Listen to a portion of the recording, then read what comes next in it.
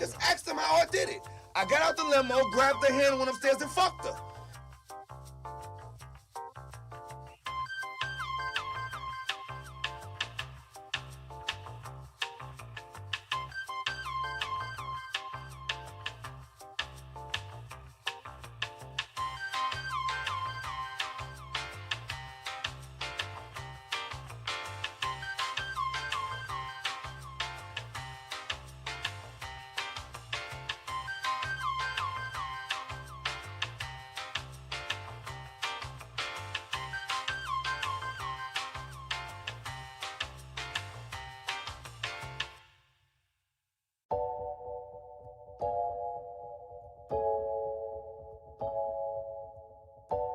I would have been swallowed up. Have you ever been swallowed up? Have you gone through a time of swallowing?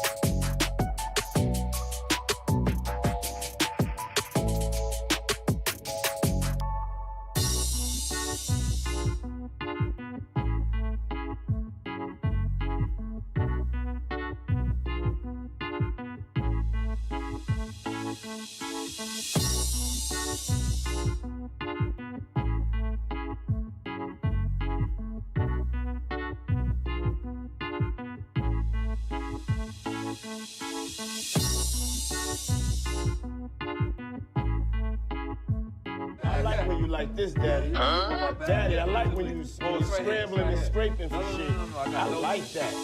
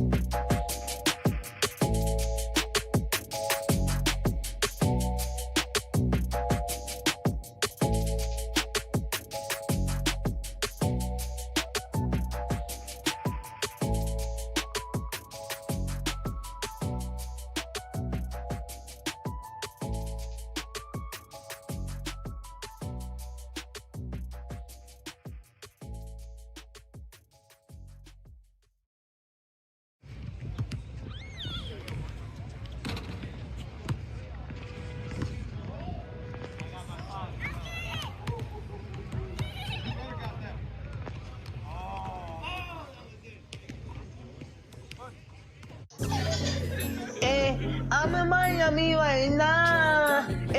I'm in Miami right now.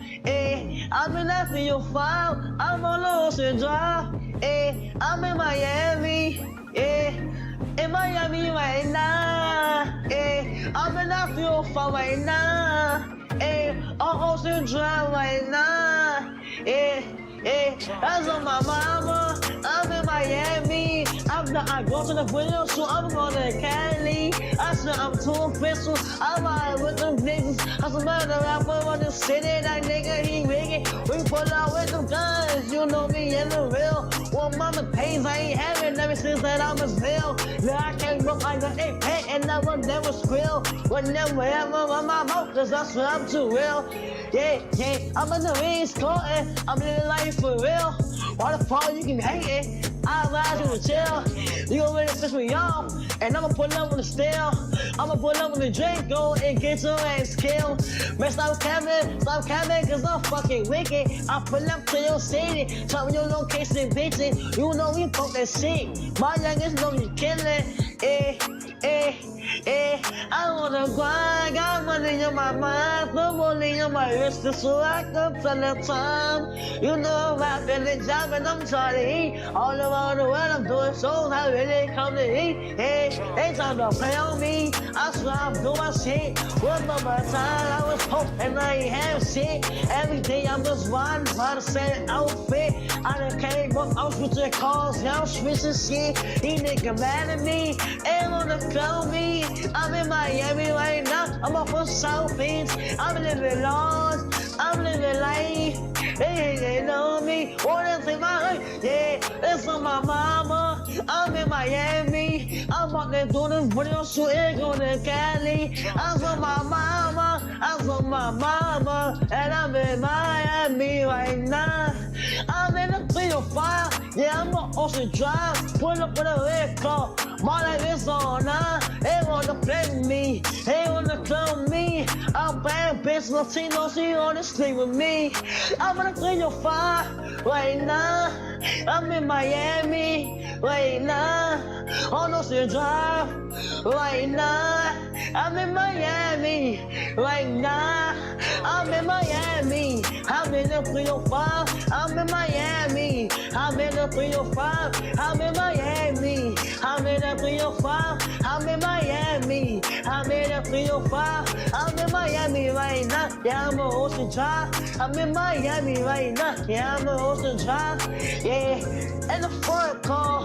That's all look at me. I'm the youngest in the game. You can't beat me. Cause I'm that nigga from the bottom. No, I will never change.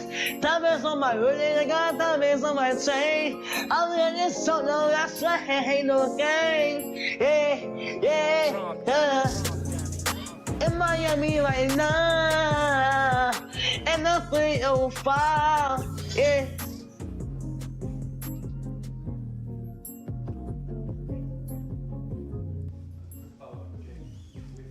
Conversations you've had, the frankness and the seemingly the dialogue. Start with this, would you kneel or would you stand? Would I what? Would you kneel or would you stand? Okay. I think we've passed kneeling. I think it's time to go into actionable items. Do you want people to stop you? No, I don't want people to stop protesting at all. Kneeling, I know we're stuck on it because it's a real thing, but it's a form of protest. I support protests across the board. We need to bring light to the issue. I think everyone knows what the issue is, and we're done with that. Everyone knows what you know what the issue is? You know why we were kneeling? Okay, do you know the issue? Yeah, do you know the issue? Yes? We all know the issue now. Okay, next. Where we moving on next? And I'm not, again, so to be clear for the room, I'm not minimizing that part of it, because that has to happen. That's a necessary part of the process. But now we all know what's going on. What are we going to do?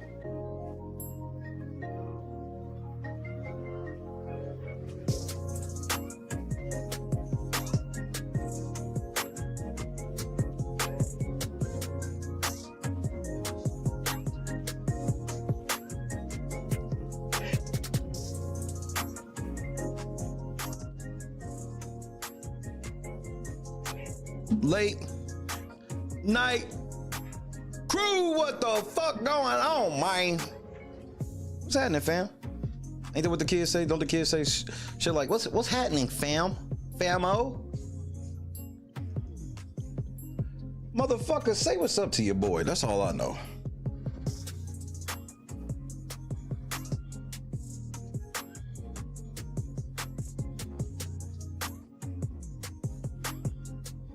Scott Johnson, Jimmy P was happening, Janice, Bob, Big, Boston, Jerry, Chadrick, what up? Regina, Rhonda was happening, Cuz, Lennox, Kendra, Steven, we in this motherfucker, what up, Joe Sue, DJ? We are in this thingamajig. I feel good today. I mean, why wouldn't I? It's just another day for me. The rest of you niggas, hey, we gotta talk, Roger. I know what you on too, Roger. You think I don't know that you got beef with Tony Buzbee too? Wait. Remember I told y'all that Jay should call Roger Goodell for help, didn't I? Didn't you hear me tell y'all that? Foreshadowing is a very great thing. I love Easter eggs. I love Easter eggs.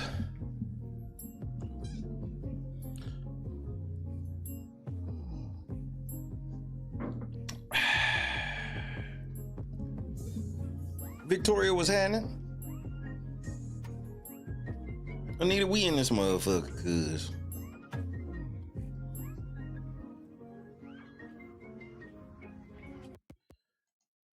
But let me get ready.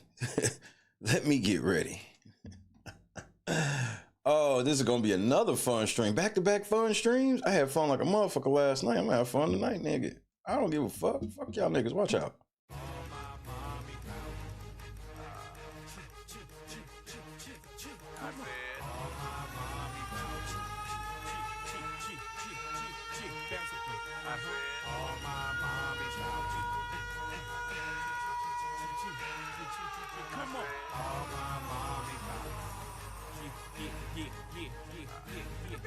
Hey yo, I got a resolution. This year I'm playing right. No 615 this year. Yeah, you can stay tonight. We can go bowling. It ain't like before. Can't y'all see that I'm growing? I was so immature. I was young and having money. Having honeys come to the crib, digging they shit, and they couldn't get cab money from me. Some bad chicks didn't get past the bridge. I went to One Trump Plaza on their asses. No room service, just snacks and shit. Work with those little Debbies. When you done, get ready. The chicks I was fiending to smash, let them lean on the cash. Would take them on long trips, then break them with long dick. There was no such thing as strong relationships, but I'm off that player shit. I need a chick that practice Tai Chi, that still can buy weed, to give me some good head, and I'll make her remind me, even if they don't understand the flow, they understand the dough. My lady's going, promise you'll never let me go, promise you'll never leave me, promise with road they going, even if they don't understand the flow, they understand the dough. My lady's going, promise you'll never let me go, promise you'll never leave me, promise with road they The saying. only thing bleak spinning is them chrome wheels, spinning on them new rims. Home suspended from school again, I'm grown, still ill. Ladies love to be a kill like bleak. Can I fill up on your wood and grill? It's a hood thing, wood grain off the chain. She give me good brain, love the way I puts my slang. Call it my jack, soon as they hop in my feed, they catch a contact. Weed smoke all in they weed. Bet your man can't do it like this, like this. I bet his wrist ain't bluish like this, like this. And I'm from Marcy, you catch me on anybody block rapping the rock. Hoes, they all clock like. Even if they don't understand the flow, they understand the dough. My lady's going, promise you'll never let me go, promise you'll never leave me, promise with road is in. Even if they don't understand the flow, they understand the dough. My lady's going, promise you'll never let me go, promise you'll never leave me, promise with road is in. I was the worst. I used to switch chicks every day. Had niggas mad for real like I wish he was gay. Cause they knew sooner or later Hum was getting with Jay. Just a matter of time, she was getting with Jay. I have your chick in the traffic somewhere sipping on Zay. Spitting up in the Pacific, smoking splits in the shade. She used to love ya, but she's feeling different today. You used to smother her, look at your honey slipping away. Consorting with hustlers, niggas that be giving her space. She said she feel free when she's around me. I'm letting her do her, and in turn she doing me. She's on the phone with her friends like how cool is he? Even if they don't understand the flow, they understand the dough. My lady's going, promise you'll never let me go.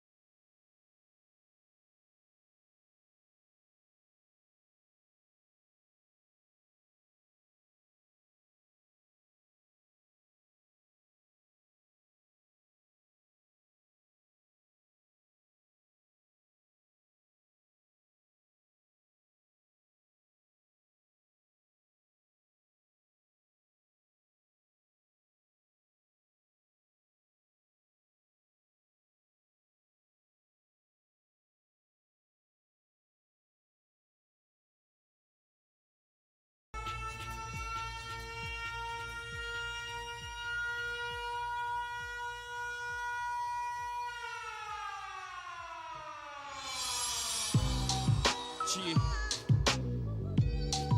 What's up? So my street niggas, project niggas, real niggas worldwide. Let's reflect. Everybody got a story. Your whole ghetto be. Here's mine. Gee. See, I was born in sewage, born to make bomb music. Flow tight like I was born Jewish. Used the streets as a conduit. I kept arms, 38 lungs inside my mom's Buick. At any given moment, Sean could lose it. Be on the news, iron cuffs, arms through it, a stuff with embalming fluid. Shit, I'm going through it. Mom dukes too, tears streaming down her pretty face. She got her palms to it. My life is getting too wild. I need to bring some sort of calm to it. About to lose it, voices screaming, don't do it. It's like 93, 94, about the year that Big and Mac dropped. And Illmatic rocked out of every rad drop. In the West, had it locked. Everybody doing them. I'm still scratching on the block like, damn. I'ma be a failure. Surrounded by thugs, drugs, and drug paraphernalia. Cops, courts, and their thoughts is to derail us. 3-time fellas in shorts with jealous thoughts, trying to figure where your Nell is. Guesstimate the weight you're selling so they could send shots straight to your melon. Wait, it gets worse, baby mama. Water burst, baby came out stillborn. Still I gotta move on, though my heart still torn. Life gone from a wound. Don't worry, if it was meant to be, it'll be soon. This can't be life. This can't be love. This can't be right. It's gotta be more. This can't be us. This can't be life. This can't be love. This can't be right. It's gotta be more. This can't be us. Second oldest born from Michelle Brown, my mother. Hell Brown grew with 2 sisters and 1 brother. Pop wasn't around, so many stories, that's another. I'm thinking, damn, how my oldest sister gonna make me tougher? When still sharp and still, I'ma keep it real. I'm tired of trying to hide my pain behind the syrups and pills. Dead to the world, stretched out like a corpse for real. Y'all niggas thinking what y'all reading in the source is real. What my life like, you looking at the source is real. What your life like, mine dog of course is real. Passing judgment, you niggas second guessing beans, cause you don't eat swine, don't make you mean. Dog, you know a couple sores out the Quran, I guess you all on your deen and I ain't on mine. Stop that Aki, before I send shots through your body. Make them feel hell on earth before a law drop it. I feel the lines drawn here, nothing more can stop me. To them fast pick me up or them boys pop me. There's only 3 things that make Mac not act like beans. Ahmad Latif, Shakur Al-Din, Samir, I mean, my C's, dog. Gotta teach them that before I leave, dog. Shit, I know that I'ma see them when I leave, dog. I come back in the afterlife. Like, fuck it, I done touched hell twice. What's the meaning? This can't be life. This can't be love. This can't be right. It's gotta be more. This can't be us. Can't be us. Can't be us. Can't be us.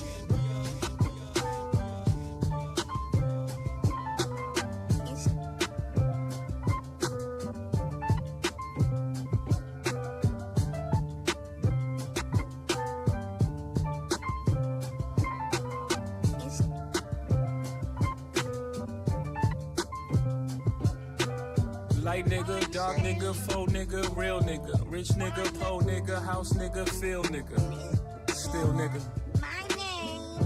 still nigga.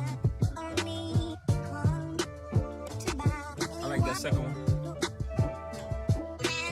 Light nigga, dark nigga, faux nigga, real nigga, rich nigga, po nigga, house nigga, feel nigga, still nigga, still nigga. OJ like.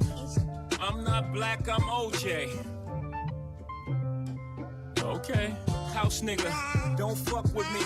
I'm a field nigga with Sean Cutlery. Go play the quarters where the butlers be. I'ma play the corners where the hustlers be. I told them, please don't die over the neighborhood that your mama renting. Take your drug money and buy the neighborhood. That's how you rinse it. I bought every V12 engine. Wish I could take it back to the beginning. I could've bought a place in Dumbo before it was Dumbo for like $2 million. That same building today is worth $25 million. Guess how I'm feeling? Dumbo. Light nigga, dark nigga, faux nigga, real nigga, rich nigga, po nigga, house nigga, feel nigga, still nigga, still nigga.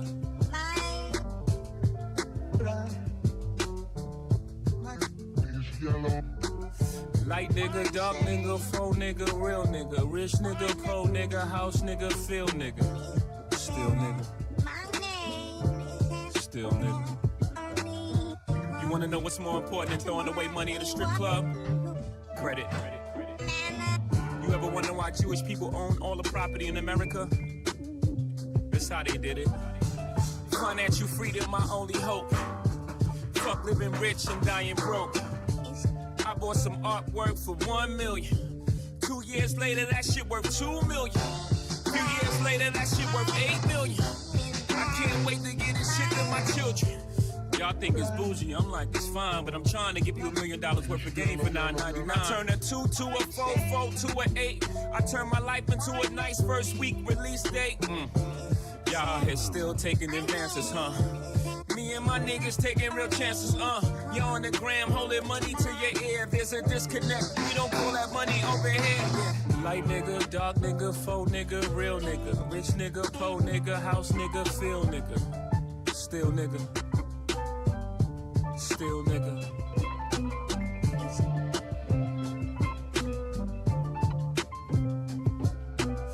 Light nigga, dark nigga, faux nigga, real nigga, rich nigga, poor nigga, house nigga, field nigga, still nigga.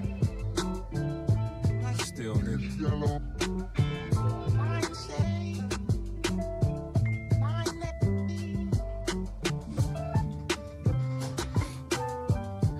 I'm not black, I'm OJ.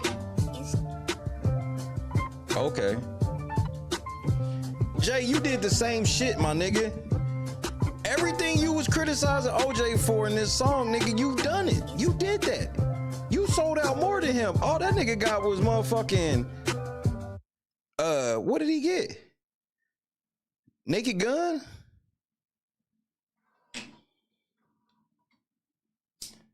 So let me go ahead and blow your mind before we even get started.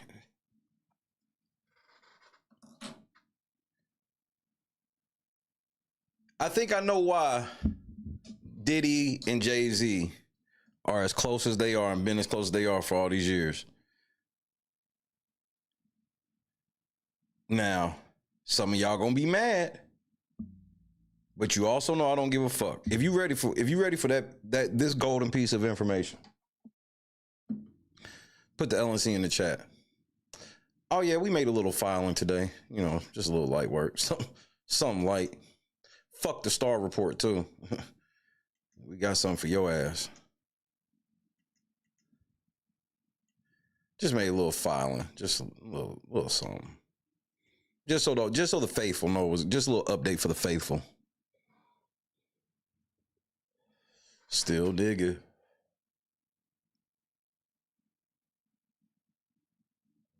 All right, I'll tell y'all.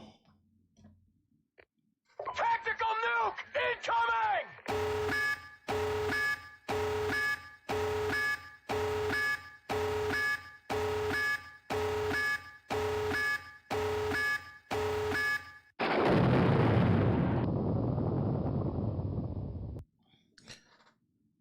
They killed Biggie and Pac.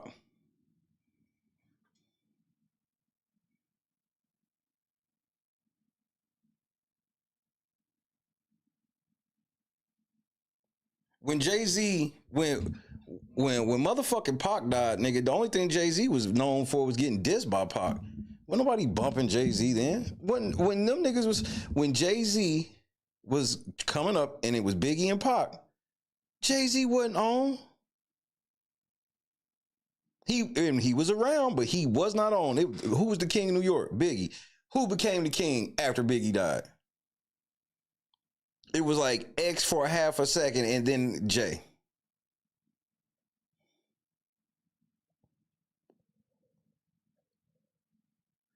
Why else are they friends? Biggie is alive. Jay-Z ain't even half of what he is. And don't get it twisted.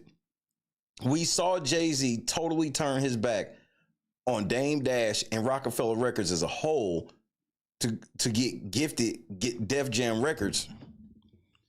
The CEO shit, which, you know, who was the CEO before the other nigga that liked kids, Russell Simmons, you know, allegedly, right? And We now see him throwing motherfucking Diddy under the bus. We read the court papers yesterday. Hit the like button. We read his motion in full. We read his shit in full. Did we not? And we saw this nigga repeatedly throw Sean Combs under the bus. Did you not see that? Did you not read what I read?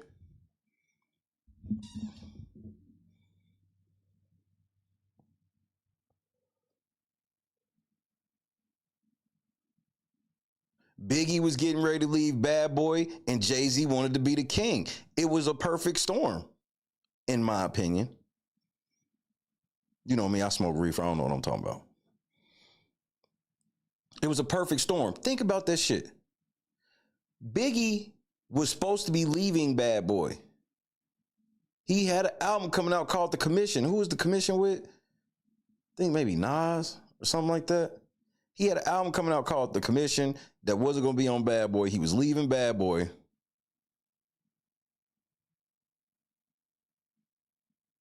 And Jay wanted to come up.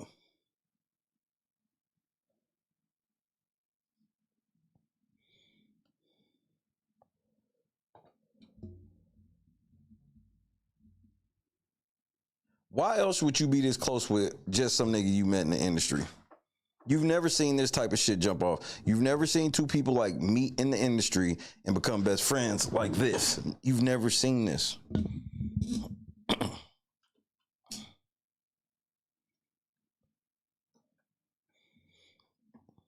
But we also got to talk about Roger Goodell. Do you think I'm surprised that Roger Goodell sided with Jay-Z? Fuck no. Roger Goodell, for the record, it's a reason why I'm like, call Goodell for help. Nigga, Roger Goodell hates, and I mean that nigga hates Tony Buzbee. Do you hear me?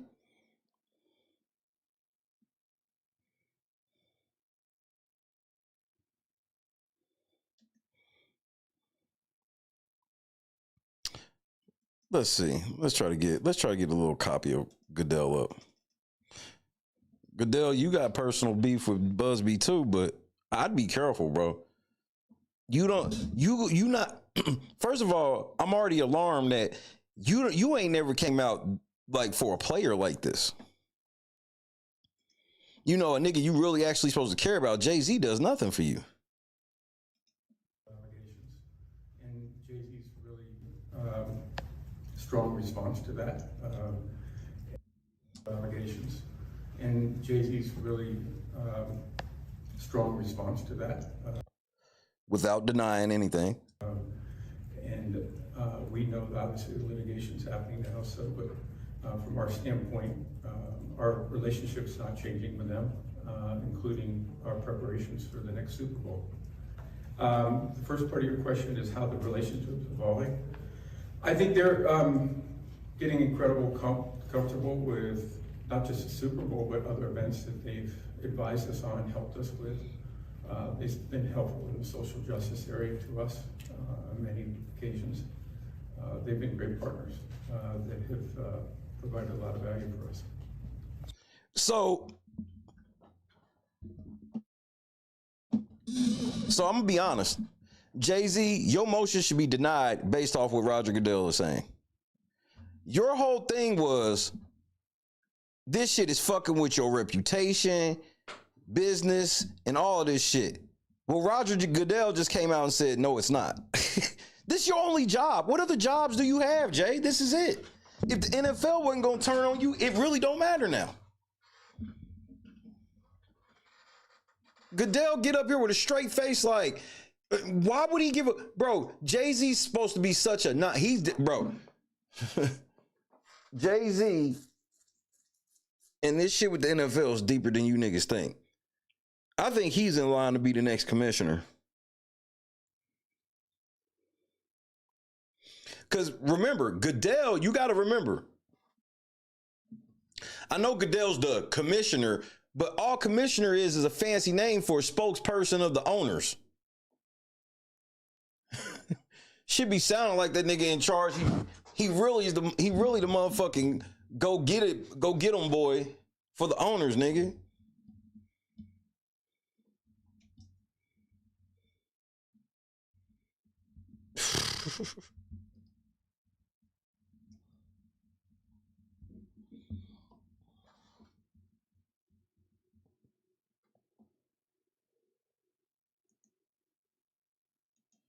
We need to go back in the time machine for Tony Buzbee right quick. There's some lessons that need to be learned about Tony Buzbee. Some things you probably knew about, didn't really pay attention to, but I'm about to show you why Roger Goodell was always going to side with Jay-Z and why Roger Goodell, why he utterly, and I mean utterly motherfucking hates this nigga's guts. He hates Anthony Buzbee. His dick was hard in the motherfucker when Jay-Z was calling that nigga out. A-Dub, Joy, was happening.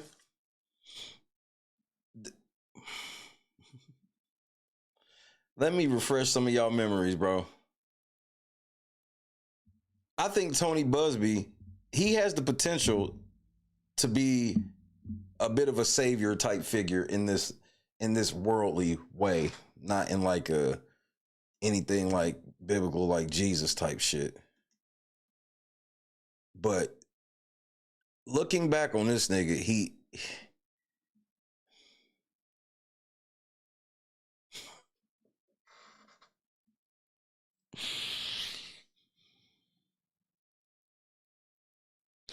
man, fuck it. Tactical nuke incoming!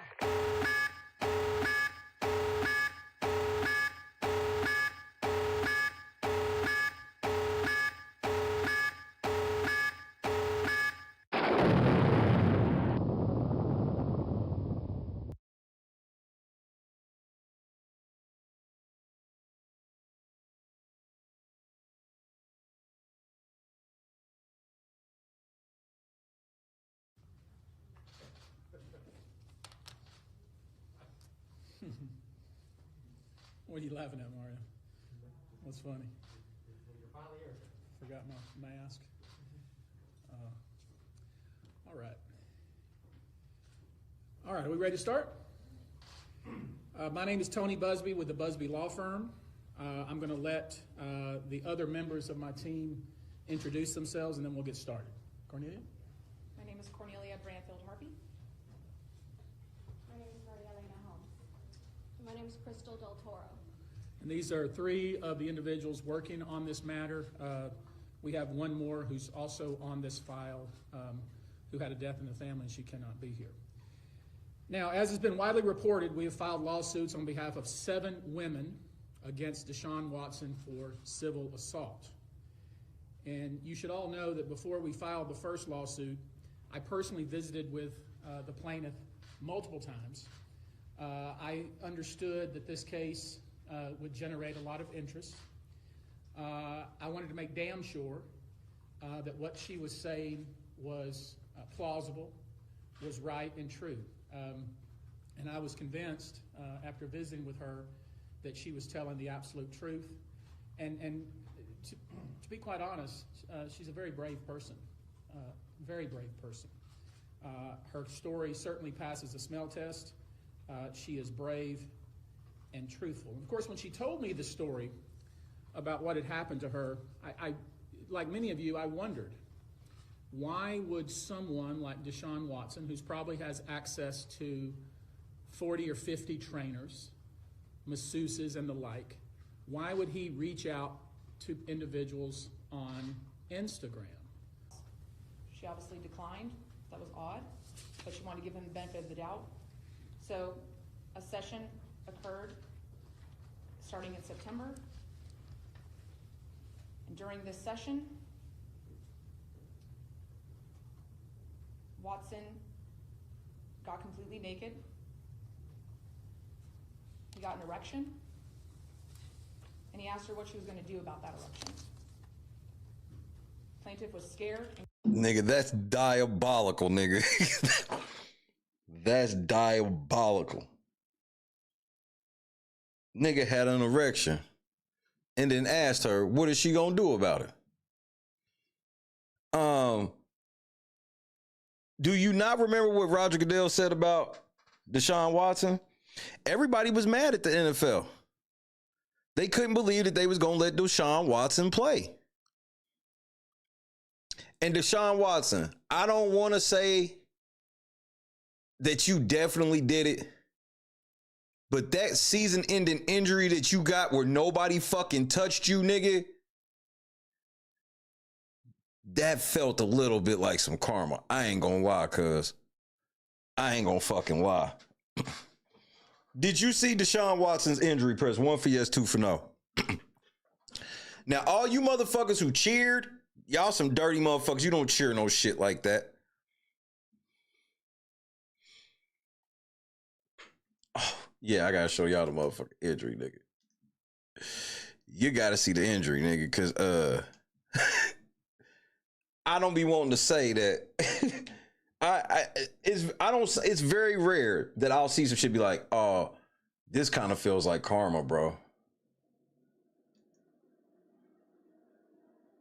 This feels like karma. Like the NFL, everybody and their mama was like, bro, there's enough for y'all to sit this nigga down until he clears his name. It's like 7 girls that said that this nigga raped him. Again, Tony Buzbee was treated like a motherfucker.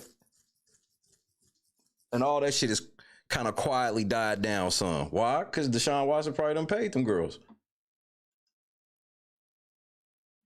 DeShaun Watson probably done finally paid them fucking girls.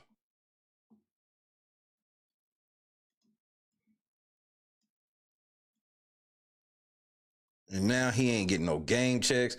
And now he got to come back post this type of injury. Karma, nigga. Tactical nuke incoming!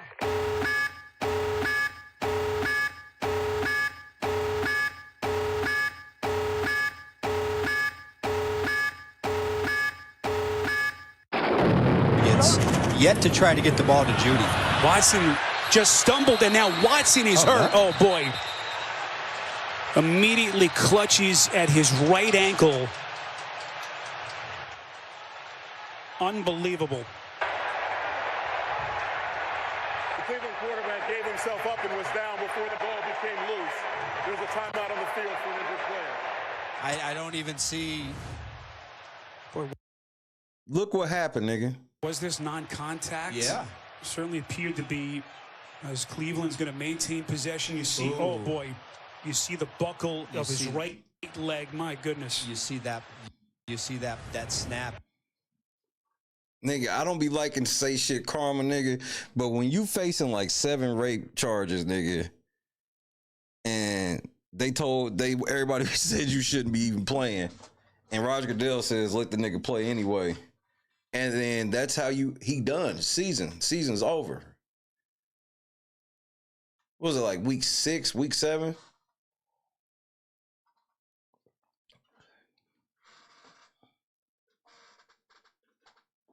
Guys said you sitting down, cuz. Oh, you think you gonna play through this? Cleveland's gonna maintain possession. You saw it snap right there. You could see the force of his snap. You see, oh boy, you see the buckle of his right leg. My goodness. You see that snap in his calf.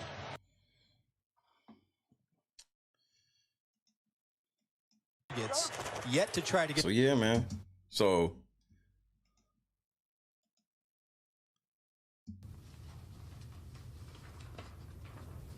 Plaintiff is suffering from panic attacks, depression, anxiety. She is in counseling. She has difficulty sleeping. That's one of the petitions. The second one I'll be reading from, this was filed March 17th.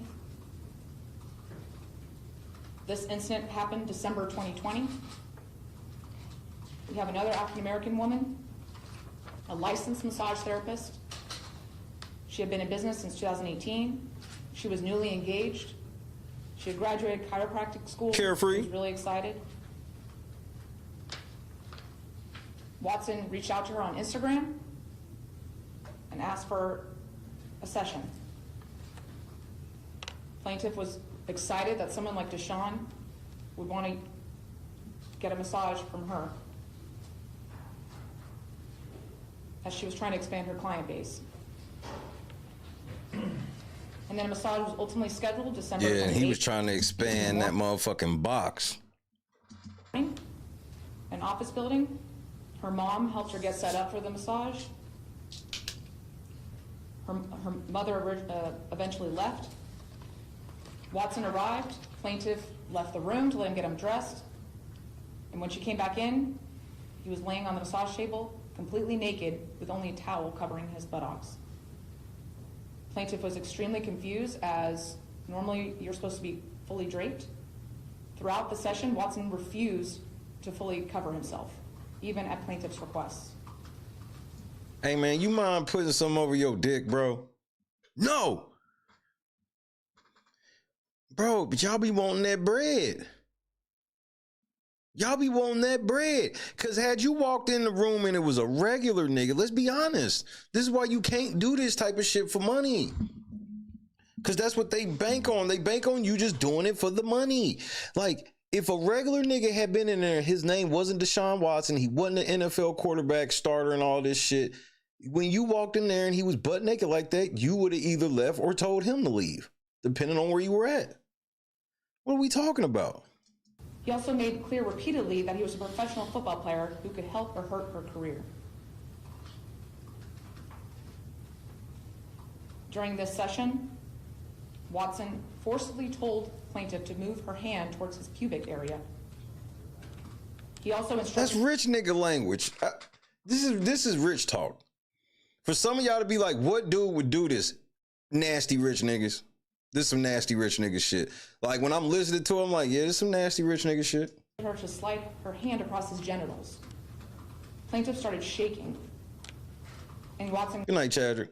Knew she was afraid. She was intimidated and felt threatened by him. She was afraid of what someone like Watson could do. He kept coercing and intimidating her to the— Now, normally I don't let girls get that off. DeShaun Watson is a big nigga though. I don't normally let girls just get that off, but when you bigger than Debo, nigga, you can have it. The point where he coerced her to move her mouth towards her penis. Wait, towards her penis? Wait, hold on, wait. What's going on here? She was afraid of what someone like Watson could do. He kept coercing and intimidating her to the point where he coerced her to move her mouth towards her penis. Hopefully she misspoke. Hopefully the masseuse is not a female with a dick.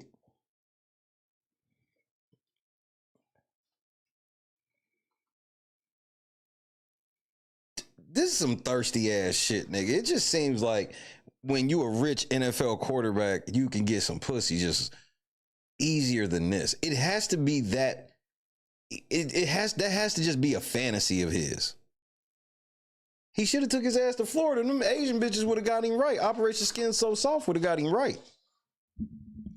He'd have got down there $85 on the NFL salary. That nigga have fucked every bitch in there twice. You should have took your ass down to Operation Skin So Soft. Grady wouldn't have fucked with you, nigga. Grady a dirty sheriff, nigga. Don't let them press conferences fool you. Could have gave him a couple bands. He'd have been all right. Like, this nigga got one of them motherfucking massage parlor fantasies, because I'm trying to understand how this nigga had just signed like $100 million contract. This nigga made like $100 million and then just, I'm raping hoes that massage niggas now. What are you doing? Forcing her to perform oral sex on him. Plaintiff did not consent to any of this conduct. She blacked out with fear. She was terrified. Now this is where it gets weird for me, because I got a question, and this is just a question. How do you black out while sucking dick? Did he, because I'm asking, did you black out? Did he choke you out? Or I'm trying to understand, he forced you to give him some head and then you blacked out. I'm just trying to understand the scene. This is outrageous. She felt helpless. Yep, he wanted out of Houston. So I ain't gonna lie. Here's where it gets fucked up. Where's fucking Buzbee from, nigga? Houston, nigga.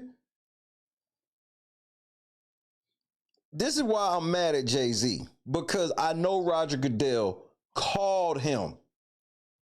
Goodell probably hit Jay-Z when motherfucking Buzbee was out there for Diddy. He probably hit him like, hey nigga, that nigga don't play. He on the way. Because if the NFL couldn't fucking expose Tony Buzbee, I don't know how the fuck Jay-Z thought he was gonna be that nigga when the whole NFL couldn't do it. After he was finished, he offered no apology. Plaintiff was shaking, violated, and ashamed. She was so shaken that she defecated on herself and ran to the... Wowzers. That's vivid. That's vivid. ...the bathroom to clean herself Turtle was happening. up. She still questions herself to this day what she could have done to prevent this conduct. She is in intensive counseling. She can't sleep. Her relationship with her fiance has suffered. She suffers from depression and anxiety. She can't bring up his name without sobbing uncontrollably. She's bringing this lawsuit, as are the other women, to prevent Watson from doing this type of conduct to another woman. Tony, I'll turn it over to you. So we've been very careful about the things that we've said are things that are filed in a public pleading, and that's what Cornelia was reading from. These are very serious cases that we've done a lot of due diligence on before we brought them, and so we'll take a few questions before we wrap this up. MeToo was happening.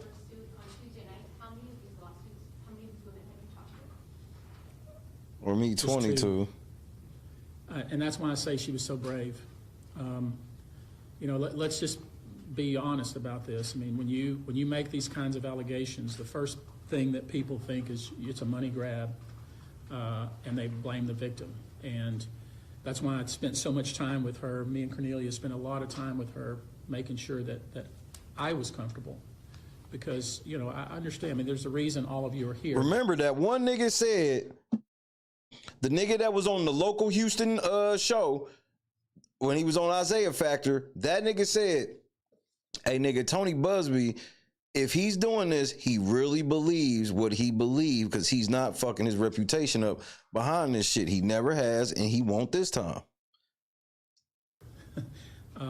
But once she made that outcry, and once we filed the case, and we agonized over whether we were going to bring the case. Yeah. But once we did, a lot of women have come forward, more than 20, and I would expect if women who are watching this now know that you can remain anonymous, know that you have a support system, know that we want to hear your story, I would expect others. Out of the 22 women that you guys have reached out to or heard from, have any filed police reports prior to this civil suit being filed? Not that I'm aware of, no. And that's going to be our next step. You mentioned that one of the women was... With a mask on, it's hard to see. Yeah, Who's talking? Sorry, I thought it was Mario. Go ahead. You mentioned that one of the women you spoke to, Watson, referred to her by the Texans, and you also mentioned Quincy Avery in the next sentence. Those are two separate women. Two separate women, and let me clarify that if I went over that too quickly. A woman who we just recently spoke to and just recently signed a contract with us to bring a case. Watson was referred to her by Mr. Avery, the quarterback coach. I should say the personal quarterback coach for DeShaun Watson. One of the other women that we represent was referred, Watson was referred by one of the trainers on the team. Wait, what? One of the trainers on the team referred her to Buzbee? This nigga's the plug, bro. Who the fuck is this nigga, bro? I can't wait to find out if you really good or evil, bro. I can't wait. I cannot wait. All the women Texas-based athletes travel all but one. One woman was flown in from Georgia. This said, is there any potential federal component here because a person... Wait, bro, it's something about flying a girl in to rape her that just really, that really bothers me. It all bothers me, but for some reason, that extra bit just... From out of state, have you been contacted? I will let the authorities deal with it. I won't comment on that. Have you heard anything from... No, I haven't. And how about Harris County Sheriff's Office? I haven't heard. I've only been reached out to informally by an individual with the Houston Police Department that I'm familiar with. I wouldn't say a friend, but certainly somebody I know. And our intention is to put together a package and to submit it to the police department. Tony, can you talk about the timeline for filing a criminal complaint or reaching out to the police department? That we haven't decided that yet. Obviously, you know, we want to get all the civil cases on file, and the next step would be to put together a package. We did the same thing with Stanley Marsh. You may recall when we had 15, 20 cases against Stanley Marsh and Amarillo. We started filing lawsuits. We put together a package. We submitted it to the local DA, who quickly recused himself. The Potter County DA. Tony Buzbee submitted some shit. Niggas had to recuse themselves, nigga. Man, who the fuck is Tony Buzbee, bro? Nah, that's P. Fox. That shit sound like a real package. He said that package. Niggas had to recuse themselves. Yeah, he recused himself. They brought in the Lubbock. That's because his hair is thicker and he ain't got all that gel in it. He be wearing all that damn gel now. This is 3 years ago. Indicted Mr. Marsh on 12 counts of abuse of children. Mr. Marsh unfortunately died before he was prosecuted. And so that's kind of the way we're going to handle this. We're going to get all the lawsuits on file first, put together a package, submit it to the police department. We're not sure, not every victim may want to come forward. I mean, let's not forget, it takes a lot of courage, to step forward when you're dealing with somebody powerful, when you're dealing with, you know, like it or not, sports is big. People blindly and irrationally follow sports and are loath to believe victims. That's just the way it is. When you say the 22, I'm sorry to interrupt, but when you say the 22, I'm just looking for a proper way to characterize 22 people you vetted, 22 people you talked to. 12 people that we've vetted, that we've signed, 10 more that we're talking to that have the same or similar allegations. Houston's a big city, but it's also a small town in many ways. It is.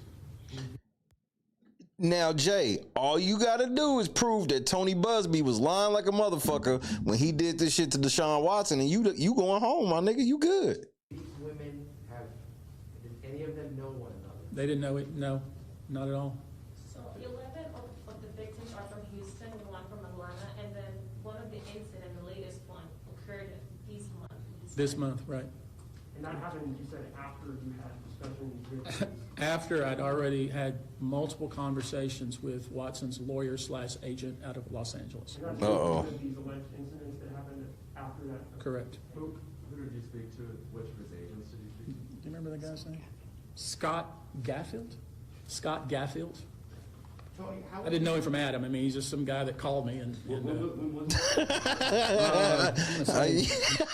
don't know that nigga. Yeah, he was just some nigga. I don't. Whoever that nigga is. It was 1 month. It was definitely February. Yeah. So you're saying that DeShaun's representation is known about these allegations for more than a month? Correct. Has the Houston, Texas known about it? I don't know anything about what they know or don't know. How would you characterize the inquiries made by the Texans to you as well as the NFL? I've had no contact with the Texans. None. The only letter, the only correspondence I've had from the NFL was one that I posted. I reposted because I didn't want to put her personal cell phone on there. And that's the contact that I've had with the NFL. Tony, what does it say that... NFL don't fuck with this nigga. I don't know. Ask Rusty that. You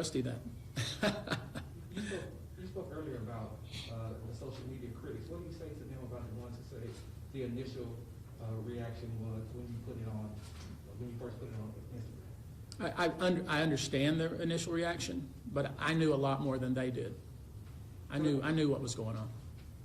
Were you surprised with how quickly so many women have come forward in this case? You know, we haven't really cogitated on that, but I mean, certainly a lot of people have come forward. You know, our thought was when we filed the first case, you know, if it happened once, it's probably happened more than once. And that was kind of our feeling, and we were right on that. Yikes. And with that, guys, I think we're done. Thank you. Yeah, and by the way, we holla at you niggas. Let's go, bitches. Hey, bitches, pack this shit up. Bitches, pack it up. Let's go.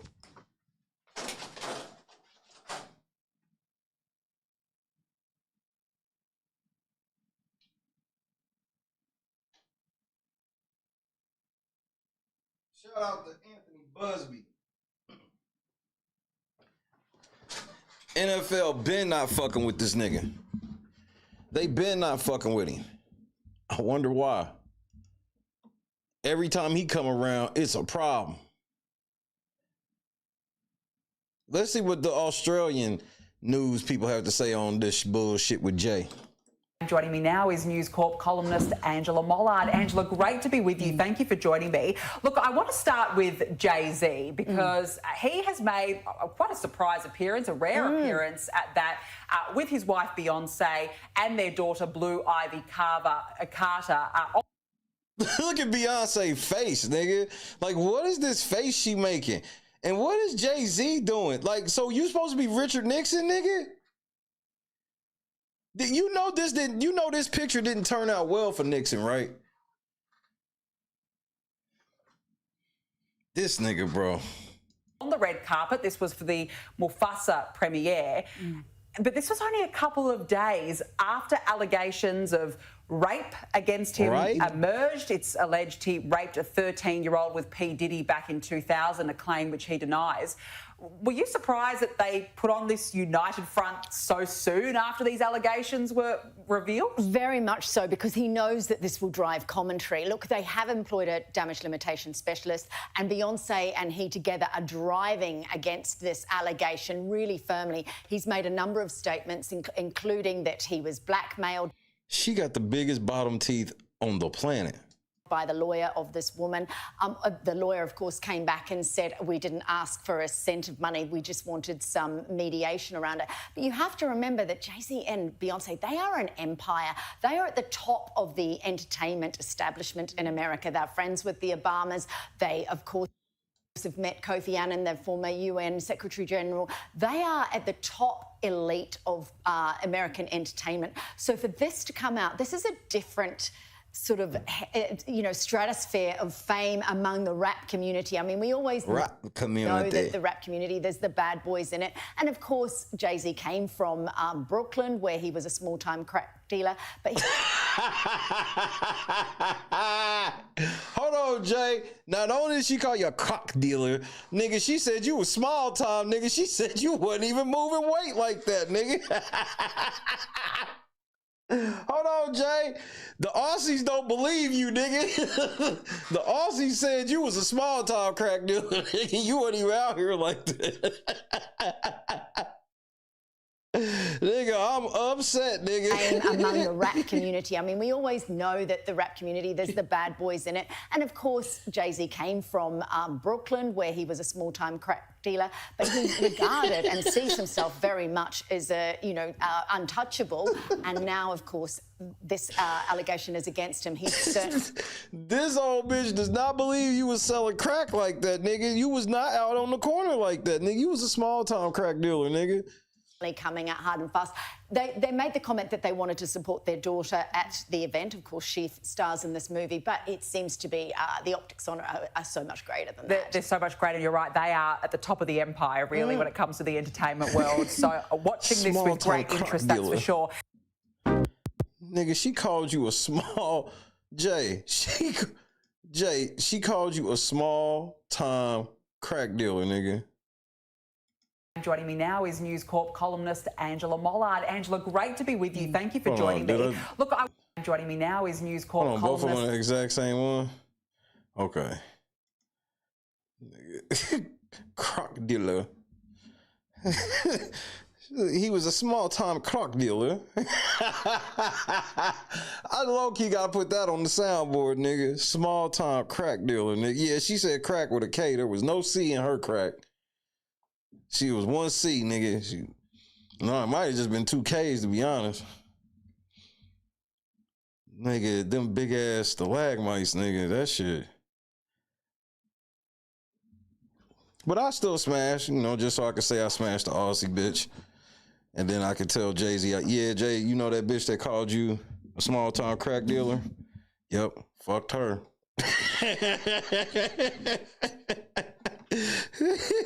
Nigga, that was just utter disrespect, nigga. She had all that American gangster. She don't believe none of that shit, nigga. That shit, reasonable doubt was a lie to her. She don't believe none of that.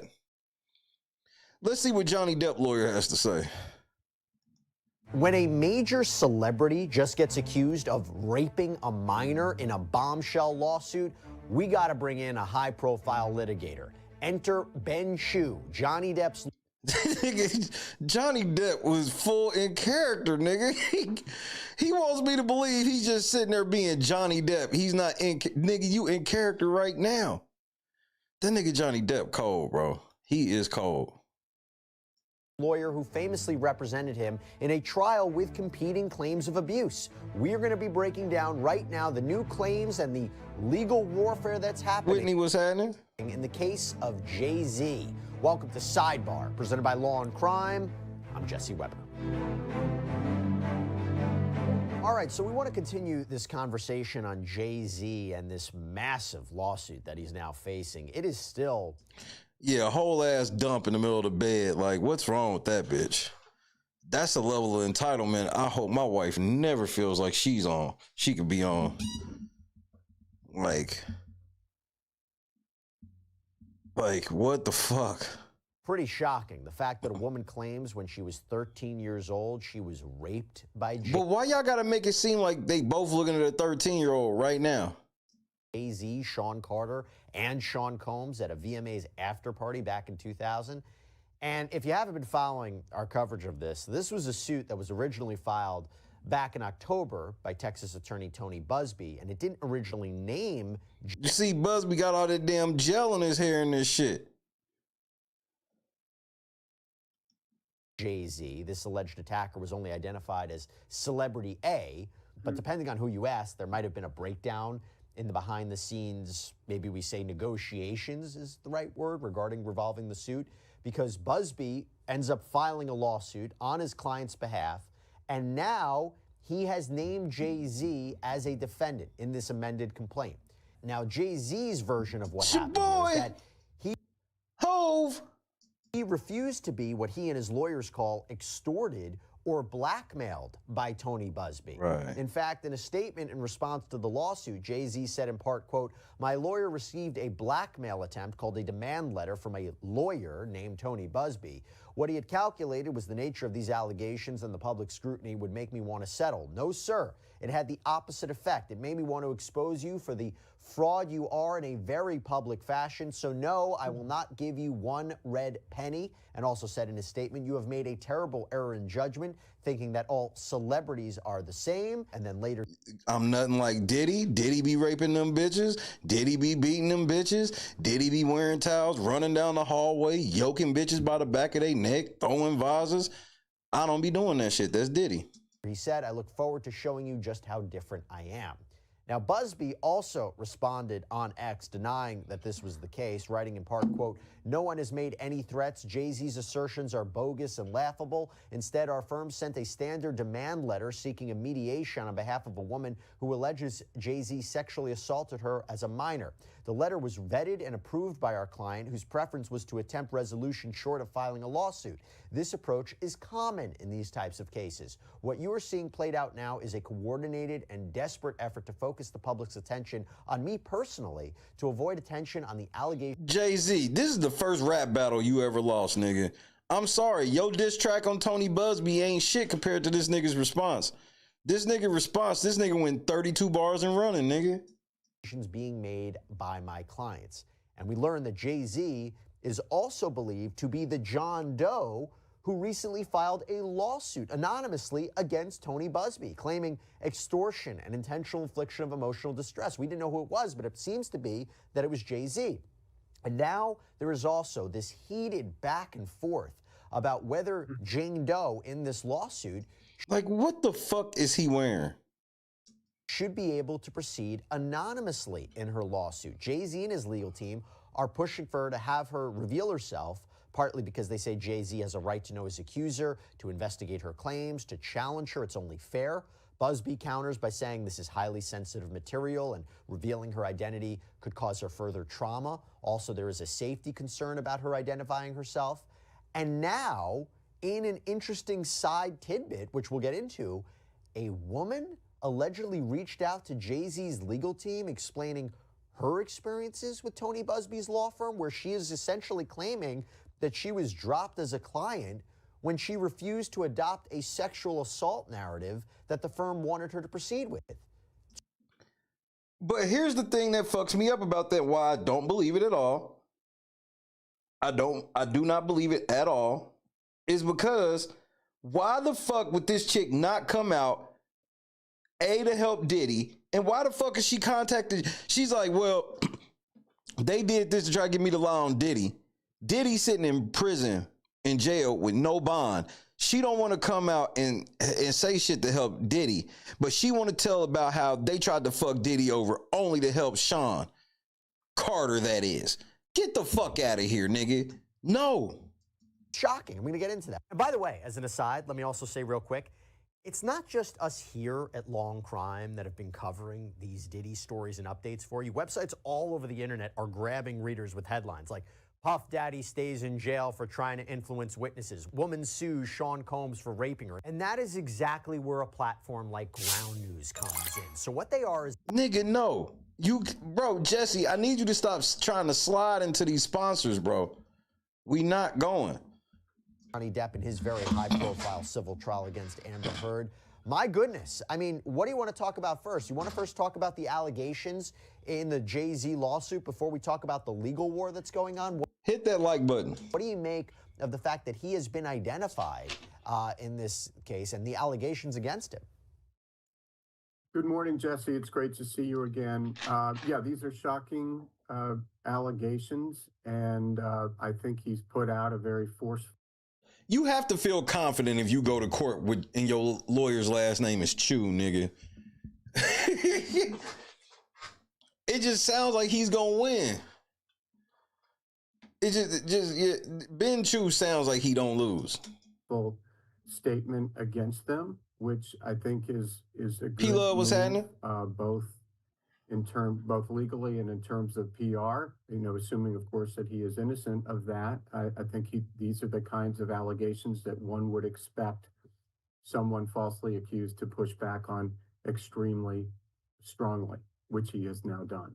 For people who haven't read the complaint, let me just give them a sample. It reads, Combs then threw plaintiff toward a wall. Again, allegedly 13 years old when this happened. Combs then threw plaintiff toward a wall, causing plaintiff to fall. Plaintiff got up and stumbled, at which point Combs grabbed her again and threw her on the bed. At that point, Carter began removing plaintiff's clothes as she grew more and more disoriented. And then the complaint says that Jay-Z raped this 13-year-old, and then Diddy allegedly raped her too. And she claims she actually fought back, hit Combs in the neck, was able to grab her clothes, run out of the room. Ben, could she win a case like this based purely on her testimony? If this is so old, maybe there's no surveillance, maybe there's no text messages, maybe there's no... I'm going to say no. I personally think no. Forensics, could she win based purely on her account of what happened? She could theoretically win if her testimony were especially compelling, but I think you put your finger on one of the real weaknesses, is that these allegations are ancient. One thing that leapt out to me is the allegations also include that there was a witness, yes, other than Diddy, who a female, another woman. Her testimony, and obviously she will be subpoenaed, could be crucial. I mean, if that testimony corroborated the plaintiff's claims, then that would be J-Lo. Something Nessa, what's happening? Awake, what it do? That would really be a game changer. But the plaintiff alone, I think, is going to face some credibility issues, especially when you have Jay-Z. I mean, Diddy, the allegations are pretty widespread, but there haven't been similar allegations about Jay-Z, and that really sets his case apart. I believe you're referring to Celebrity B, this female celebrity who was in that room. Do you think this person has settled maybe her claims with Tony Buzbee? What do I mean by that? If she was present, I imagine that Tony Buzbee might have reached out to her and said, listen, I can file a lawsuit against you too because of you being there. You were present. You were a witness. Maybe. Do you think that this is a person who maybe already settled her claim so that she would be a cooperating witness for Tony Buzbee's case? I mean, tell me how you think that might work. That would be a brilliant. Right, because they could hit Celebrity B on some shit where they like, look, bitch, you give us $100,000 and we telling everybody you was there. Or they could be like, look, we don't even want no money. You just testify against what Jay and Puff did, and we'll call it even. Move if that's what Buzbee did, because otherwise he is making really, the worst, the harshest kinds of allegations, and he's signing his name to it. I mean, he referred to his client vetting a demand letter. Well, sure, the client is supposed to vet the demand letter for in terms of the factual allegations, but the legal allegations, the legal import of that is in the province of the attorney. So you can't necessarily just hide behind your client. But were he to have made a deal with Celebrity B, that would really backstop both his client and himself in terms of his potential exposure for being. Because we already got Jay and Puff out here, right? And it's already on record that B did not actually do anything, but quote unquote watched. So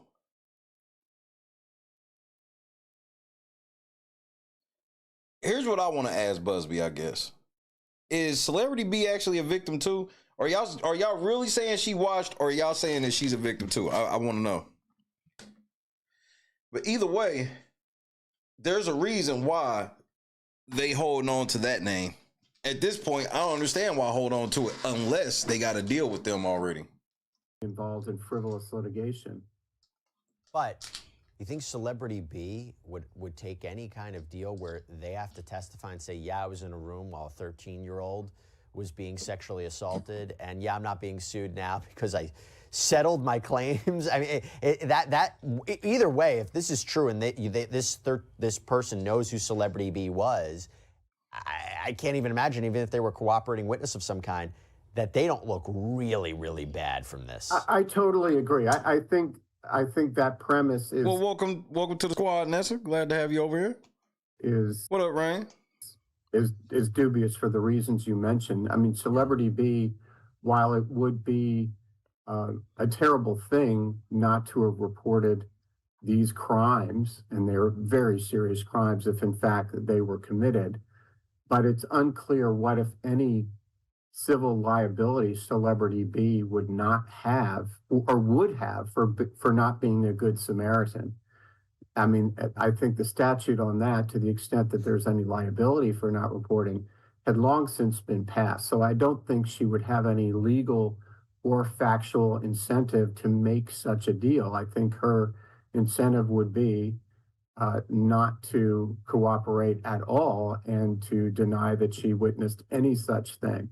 Right.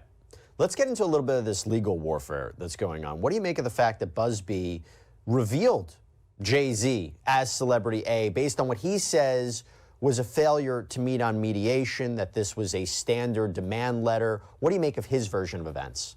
Well, I have one problem. I mean, he's right in the sense, as you know, Jesse, that it's standard and it's smart to give a potential defendant an opportunity to settle prior to filing a lawsuit, because at that point, the plaintiff would have kind of detonated the grenade and forced the defendant in a position where he almost has to fight. Whereas when you send a demand letter and say that you're interested to talk and settle the matter on a confidential basis, that is an appropriate standard Kerry, thing what's to happening? do, assuming that you have a legitimate claim.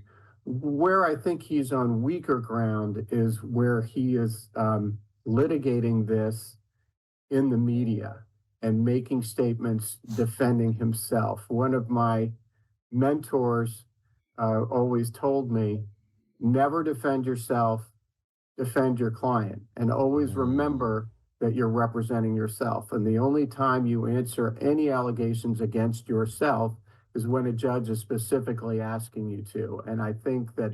Nigga, but who the fuck are you to say that who is your mentor? Matlock? Like, that's cool and all for you to say that, but who the fuck is your mentor for us to sit here and be like, we should bow down? Because, nigga, you wasn't involved in no rape case, bro. You was just a lawyer over a crazy bitch. Like, I'm not going to sit here and act like you Johnny Cochran or somebody just because you helped Johnny Depp, bro. Johnny Depp didn't need that much help. Bitch crazy. That Buzbee crossed that line in the sense that he's now giving press conferences talking about himself and his own actions. See, that's cap. Now you lying, though. Buzbee ain't did that. Buzbee put out one fucking tweet, and then he put out an Instagram after they attacked him being a Marine. About him being a Marine. Jay attacked him about being a Marine. This ain't just like some regular person he was responding to. He was talking to fucking Jay-Z. Jay-Z called him out by name. This is like, I'm sorry, I get what he's saying, but when it's somebody like Jay-Z call you out, nigga, you say something, nigga. You could get this is your chance to get as many eyes as you could possibly get on this case. It ain't like he could send the victim out there to say something because she wants to be anonymous. Stop, bro. You gaslighting. Should be representing his client. That's just my opinion, but I think it's unwise for him to get into a PR war. That's not what he did. This rises to the level of extortion, as Jay-Z's claims? Because let me read you a portion from one of their filings. To coerce Mr. Carter into compliance, plaintiff and attorney Buzbee imposed an arbitrary deadline in their extortionate demand letter, warning Mr. Carter that they would take a different course if he did not agree to a confidential mediation to resolve this delicate and important matter. There it is right there. I read the shit last night where it's like, but nigga, you claim that they in that demand letter was like, give us the money. Nigga, all they asked for was confidential mediation. They said it could be confidential. That's what makes it even worse is they put confidential mediation, which means that they were willing to sign NDAs about it. Man, what the Jay, you know this bitch. Waiting for the deadline provided by the extortionate demand letter to pass, attorney Buzbee posted on social media that he intended to file a lawsuit naming Mr. Carter and attaching the extortionate demand letter to punish Mr. Carter for seeking redress from a court. But that's not punishment.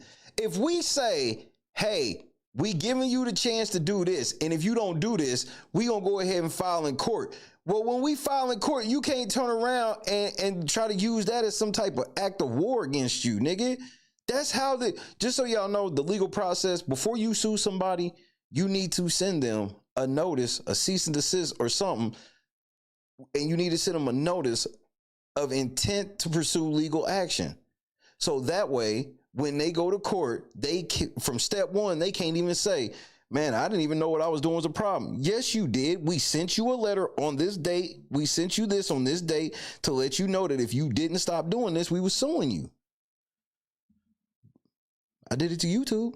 Mr. Carter refused to bow to attorney Buzbee's scheme. Faced with the choice to either pay an exorbitant sum to silence plaintiff's wild, false allegations of sexual assault, risking irreparable harm to his reputation, family, career, and livelihood, or face a barrage of baseless lawsuits and financial ruin, Mr. Carter stood his ground. On November 18, 2024, Mr. Carter filed a complaint against attorney Buzbee and his law firm for his extortionate conduct. So a little bit what you said about the media, but what do you take about that version of events?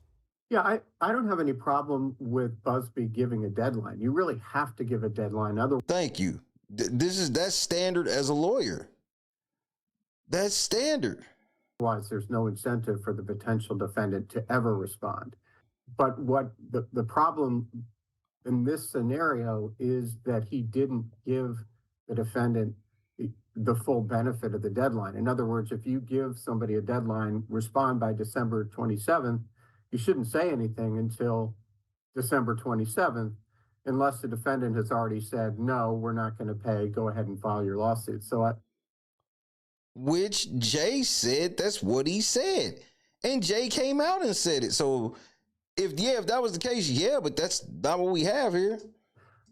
Dang, what's happening? I think if you give somebody a deadline, I think you should honor it. You shouldn't act prematurely. Yeah, but this is alleged. Jay-Z ain't showed us no communication. He ain't showed us no piece of paper. He ain't even denied the shit. So I'm not giving him the benefit of the doubt that he is telling the truth about that, because all he got to do is show the demand letter. If you go public prematurely, it's a badge of bad faith. Whether it is bad faith or not is open to question, but it's, I think if you've got to be true to your word. If you want to give him a deadline, let him have until the deadline. Also, I want your thoughts real quick on something else, Ben. The idea that Jane Doe should have to reveal her identity, and whether or not the court will say she has to reveal her identity. I definitely want to hear your thoughts on this. Javon Barksdale, what's happening, cuz? And B, is that the proper move from Jay-Z? Rank up then. His camp to do. So there's two sides to this. Buzbee says in part, sensitive, details of sexual assault, her having to reveal that is incredibly traumatic. The media attention on this case would create a chilling effect from other people coming forward. Combs has made threats of violence in the past, so her, revealing herself could be problematic. Jay-Z argues, look, I have a right to know who my accuser is, to research that person. People won't come over with helpful evidence that could help my case, my defense, if they don't know who this person is. The public has a right to know who she is. She is the one who filed the lawsuit, put her credibility into issue by voluntarily filing a lawsuit. Who's right? I have fairly strong opinions on this, since I've had several clients who've been in that position, and I think that Jay-Z's counsel is absolutely right on this. If you make serious allegations of this nature, you shouldn't be able to hide behind the shield of anonymity. For the record, this nigga's a celebrity attorney. These are incredibly serious. I mean, to me, I would rather be accused of murder than rape of a child. I'd rather be accused of neither. I hear what you're saying, boss, but the law states that under certain circumstances, you can be anonymous. See, this shit where y'all don't want to follow the law, wild that y'all be saying this shit out loud. If you were going to make these kinds of allegations, I think you have to, Thank you, Josu. To be revealed. Now, exceptions for that are the ones you mentioned. If this victim or alleged victim were still underage, I think there'd be a strong argument for protecting what would be a child. But since she grown enough to handle it now. So if she was a victim, yeah, she was a victim, but that was years ago. Hey man, you probably you gotta pipe down, bro. But this is an adult woman at this point. Second exception is the one you also referenced, the possibility of violence. Now that's quite real, and I think that's something the judge would have to weigh. And the judge already weighed it and says she can be anonymous. Although I don't think there's any indication that any threats have emanated from Jay-Z's camp. Right. But it doesn't matter. This shit where they trying to, I've never heard this level of separation where they trying to be like, well, she was in the room with both of them. She accused both of them of a violent crime, but she's only afraid of one of them coming after her. So since she's only afraid of Diddy coming after her, Jay-Z should be able to know who she is. But what if Jay tells Diddy?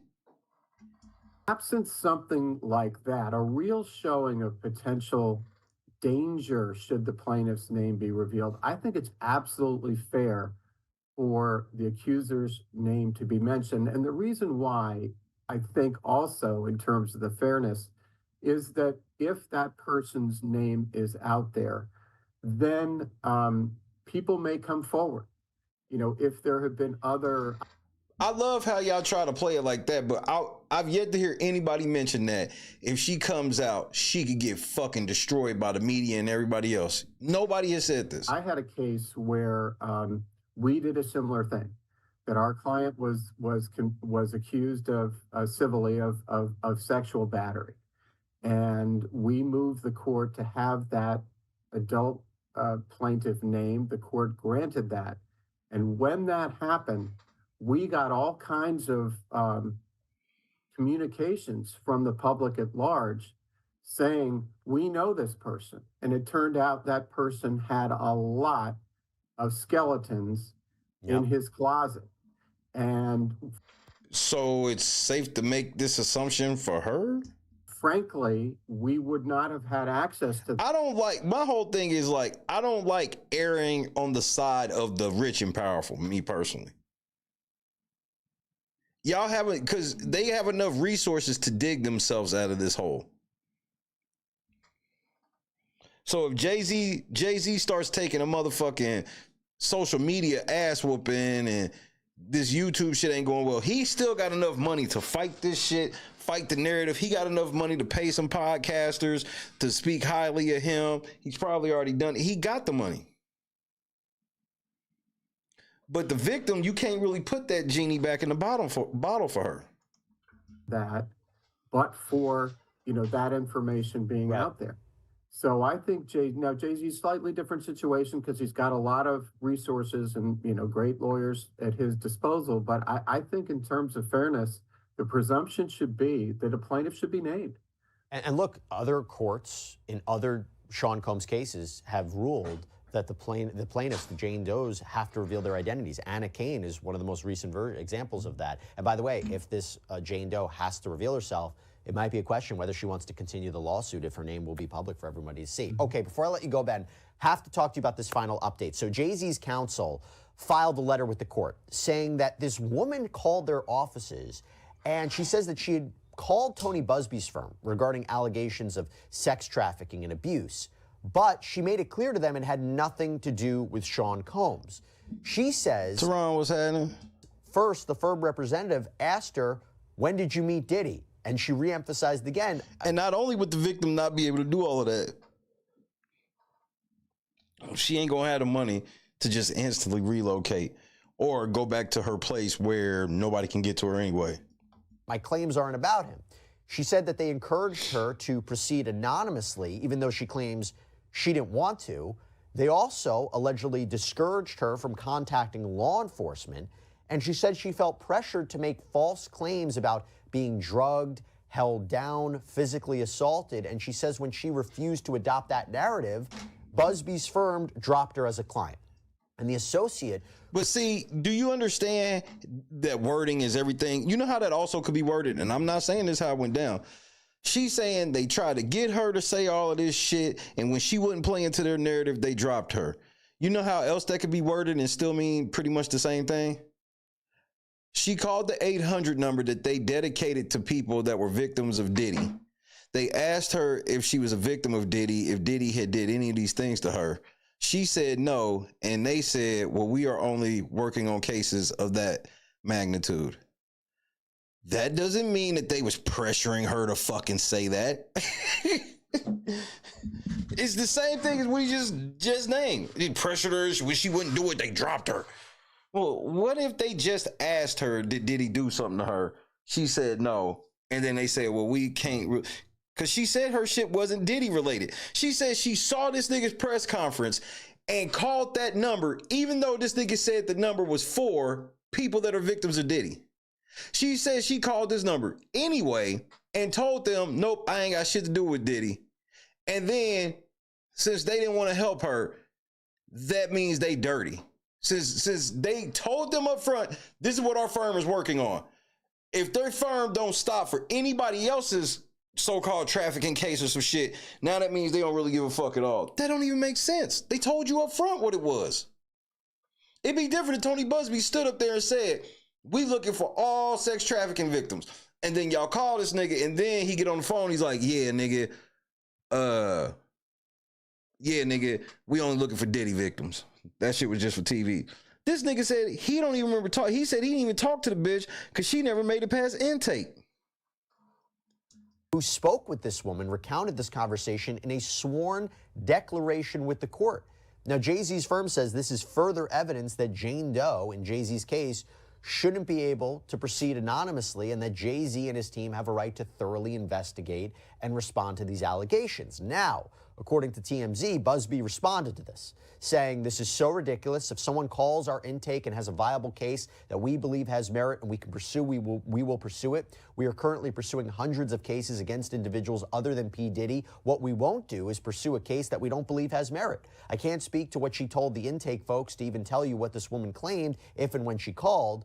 But then he says, we certainly don't need to pressure anyone to pursue a case. And he also introduced a filing where he's going to say, I'm going to respond in due time with a memorandum of law and other appropriate means, but he was basically denying this happened.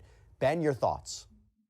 Well, again, I think Buzbee's talking too much. I mean, who does he represent? Does he represent himself or does he represent actual clients? Nigga, they just accused him of misconduct. They're trying to accuse him of misconduct. Man, fuck you, nigga. Fuck you. Why didn't you take this approach with motherfucking this nigga? He literally was the attorney of one of the biggest clown show fucking trials in history. It took him forever to dun off Amber Heard. And now, you got it, bro. You got it, cuz. Go ahead, nigga, because you're not really making sense to me. I think these are two separate issues. I think this issue really relates more to a potential bar complaint against his firm. And they won't do it. Bet they won't. That's why they in the media. Now, Jay-Z lawyer, he can be all in the media and he ain't criticized that shit one time. But if Buzbee responds, he's the dumbass lawyer for saying anything. Know that it will help Jay-Z that much directly, because this smacks to me like propensity evidence, in the sense that, as you know, judges don't generally allow evidence of similar or allegedly similar conduct to be introduced in a particular case. So I think it's a bit of apples and oranges. I think it's potentially true, a real problem for Buzbee's firm. Not Ben Chew, this motherfucking debt lawyer.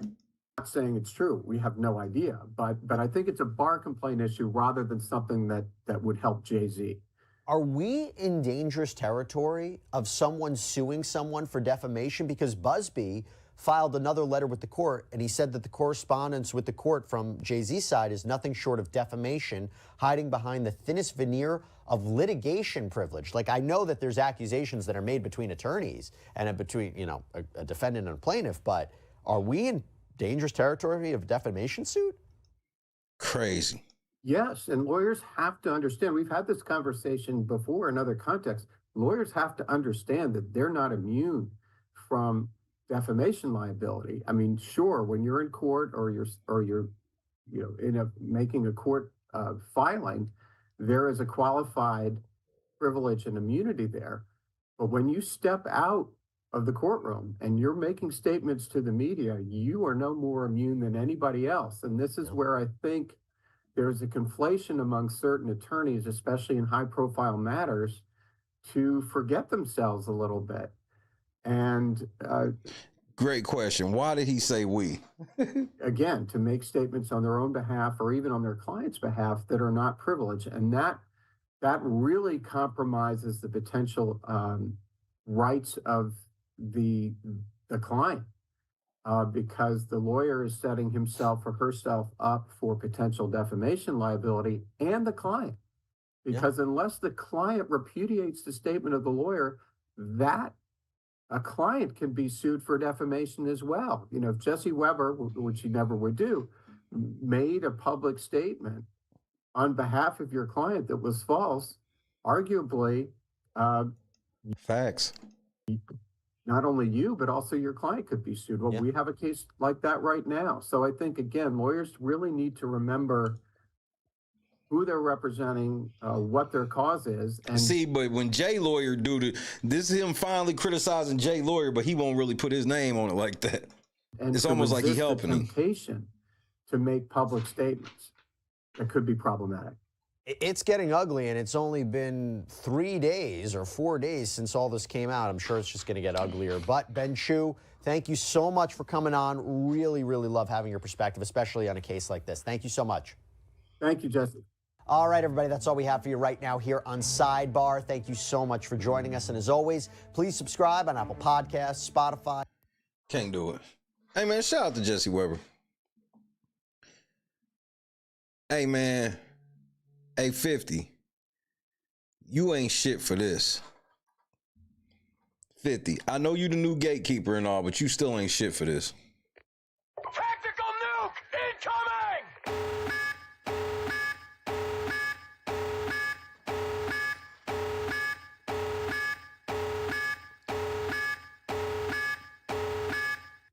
Jay, is Ben True part of your legal team, nigga? That's the sound of the police. That's the sound of the beast. That's the sound of the police. That's the sound of the beast. That's the sound of the police. That's the sound of the beast. Hey, 50, you dirtball for posting that shit.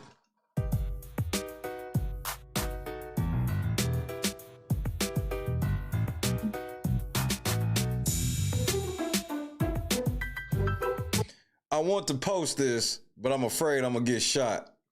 I mean, 50, wow.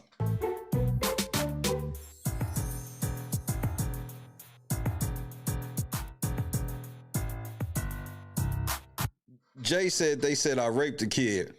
Everybody get dressed. We going to see Mufasa. You gotta catch the fade, Jay. You can't let 50 get away with this type of shit. You gotta catch the fade, nigga. You can't let him do this.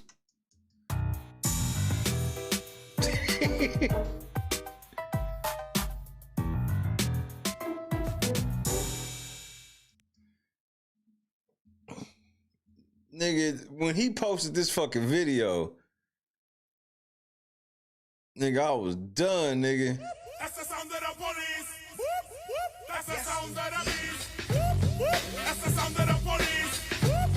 That's the sound of the beast. That's the sound of the police.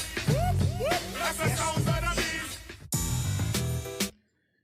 Petty, nigga. Jeez. Oh, Pete, this nigga 50 is petty, bro. Hey, Diddy. I know you happy that all this Jay-Z news out, but I bet you thought I missed this story coming out today. But I didn't. Tactical nuke incoming!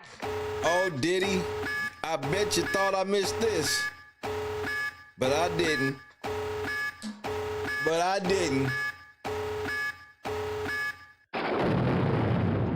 According to your lawsuit, you were hired by a security firm to work security at one of the infamous white parties that was thrown by Sean Combs in the Hamptons. What was that experience like? At first, he was incredibly friendly, very gracious.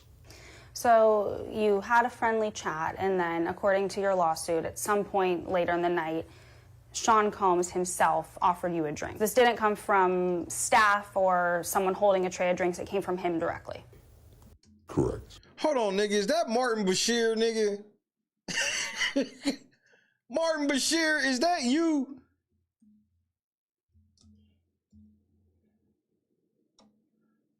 Martin Bashir, is that you, nigga?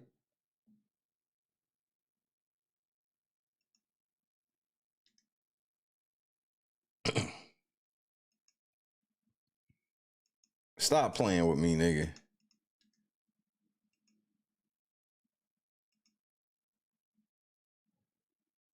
Hold up, nigga. Stop playing. Wait.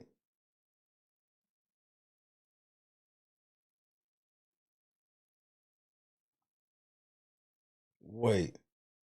I need the perfect fucking picture.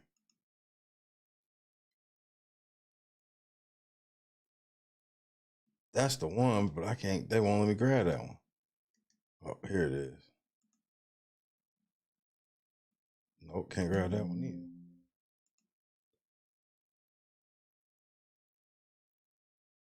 Here we go. Yep, this is the one I want.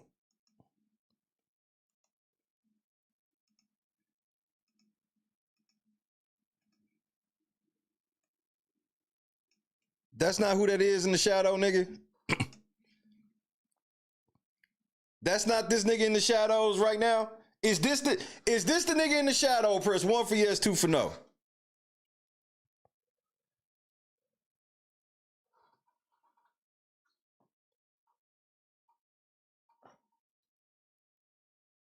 Martin Bashir, bro.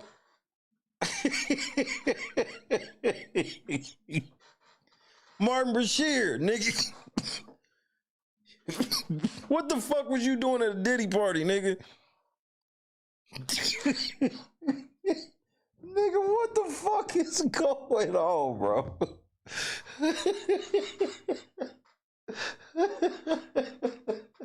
This is too much, nigga. I couldn't even concentrate on what the nigga was saying. I was like, wait, is that fucking Martin Bashir?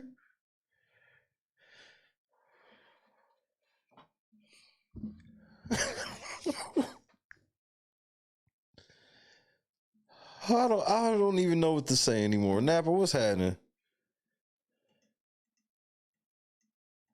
Nigga, Martin Bashir dry snitching on Diddy in the shadow, nigga. I don't even want to call it dry. He just outright snitching on Diddy in the shadows. At one point later in the night, Sean Combs himself offered you a drink. This didn't come from staff or someone holding a tray of drinks. It came from him directly. Correct. The first drink started to have some effect on me, and I just thought, wow, these are really strong drinks. It wasn't until the second drink, and it was already too late. Hold on, I'm not laughing. I'm not laughing. It's just the way he said that, bro. First of all, he got to stop talking like John from Delocated for me to take this shit seriously. Morgan, what's happening? That I realized. Yeah, that might be Jared Fogle. Those do look like Jared Fogle's shoulders. That there was something wrong with the drinks. Sadly, Sean. Bro, you know how much makeup she got on? This is the color white she actually is. And then it's this up here. What the fuck? Oh, no. Holmes was waiting in the wings. He was watching from some sort of vantage point. And once I was in a helpless position and he was sure that he was in a position of power, then he took advantage of the situation. By take advantage, I'm gonna need just a little more detail. That you were forcibly pushed into an SUV by Sean Combs. That act alone, according to your lawsuit, left you in considerable pain. Wait, you got pushed into an SUV? What? And then once inside the vehicle, your lawsuit says plaintiff was held down by Combs, who overpowered him while he struggled to escape due to the effects of the drugs in his system. And it goes on to say that he sodomized you. You know, Rick is so wild and has went so far off the meter. It's shit that I can't even tell you on TV. I mean, you know, for the sake of our friendship, you know what I'm saying? I'm not even gonna bring it up. But trust me, he's went there. He has went where it's like, yo, Rick, man, what the fuck is wrong with you, man? You done took this shit too far. And his response is like this: there's no such place. Darkness. Let's go to the abyss, nigga. I'm not with it, man. I don't want to go to the abyss, man. You know what I'm saying? Rick wants to go to the abyss. In fact, he dwells in the abyss. Rick James dwells in the abyss, okay? And he wants company sometimes, you know? And for some reason, he likes to reach out for me. Whenever I'm around, when he wants to go there, he will reach out for me to try to take me to the abyss with him. And I'm not with it, man. I'm not with it. And that's when we end up, you know, tussling or whatever, you know what I'm saying? Hey, Diddy. Hey, bro. Raping grown men in the back of SUVs is wild. I'm not saying it's what you did. I'm just saying that act is wild. I was screaming. I was telling him to stop. It was incredibly painful.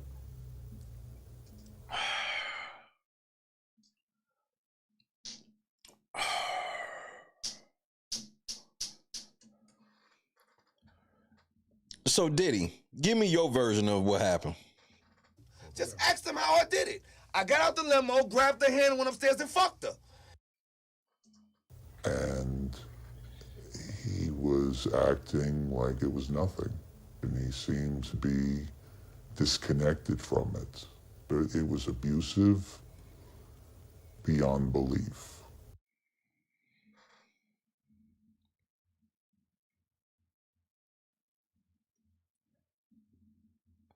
Representatives for Combs did not comment, but at the time of the original complaint, released a blanket statement regarding the complaint, and others filed at the same time. Quote, Mr. Combs and his legal team have full confidence in the facts, their legal defenses, and the integrity of the judicial process.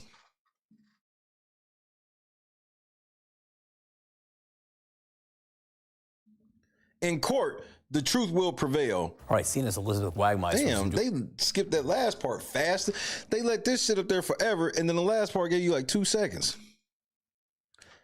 In court, the truth will prevail that Mr. Combs has never sexually assaulted anyone, adult or minor, man or woman. They all wanted it. All right, seen as Elizabeth Wagmeister, who's doing really amazing reporting on this subject, is here with your exclusive. What was it like to sit down with this man? You know, John, this was the first time that he has told anyone other than his attorneys this story. He, as you see, we concealed his identity. He filed his lawsuit back in October as a John Doe. He says that he wants to keep his anonymity because he wants to keep some semblance of his life private. But that's a difficult thing to do, to sit down and tell your story to a stranger as a journalist. So I asked him, why now? Why are you coming forward now? And he said that he did not know that there were other accusers of Sean Combs out there. He only found out from seeing news reports. And there was one report he saw that there is somebody who alleged that they were 9 years old when they say that they were abused by Sean Combs. And this John Doe that I sat down with, he said, if a 9-year-old could do it, then I could do it. And it made him feel like he wished that he spoke out before because he could have prevented children from allegedly being abused. Now, as I said, this lawsuit was initially filed back in October of this year. So these claims are not new, but this is the first time that he sat down. In fact, John, this is the first time that any accuser of Sean Combs has sat down with the media for an interview. Now, I want to... Why ain't you bringing this nigga up, Jay? Play you a bit more of what he told me about these allegations, what he says happened that night in 2007. But I do want to warn our viewers that what he says is graphic and disturbing. You've been warned. I was screaming. I was telling him to stop.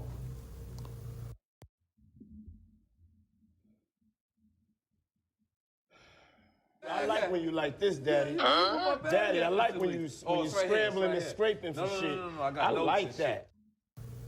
It was incredibly painful. And he was acting like it was nothing. And he seemed to be disconnected from it. But it was abusive beyond belief.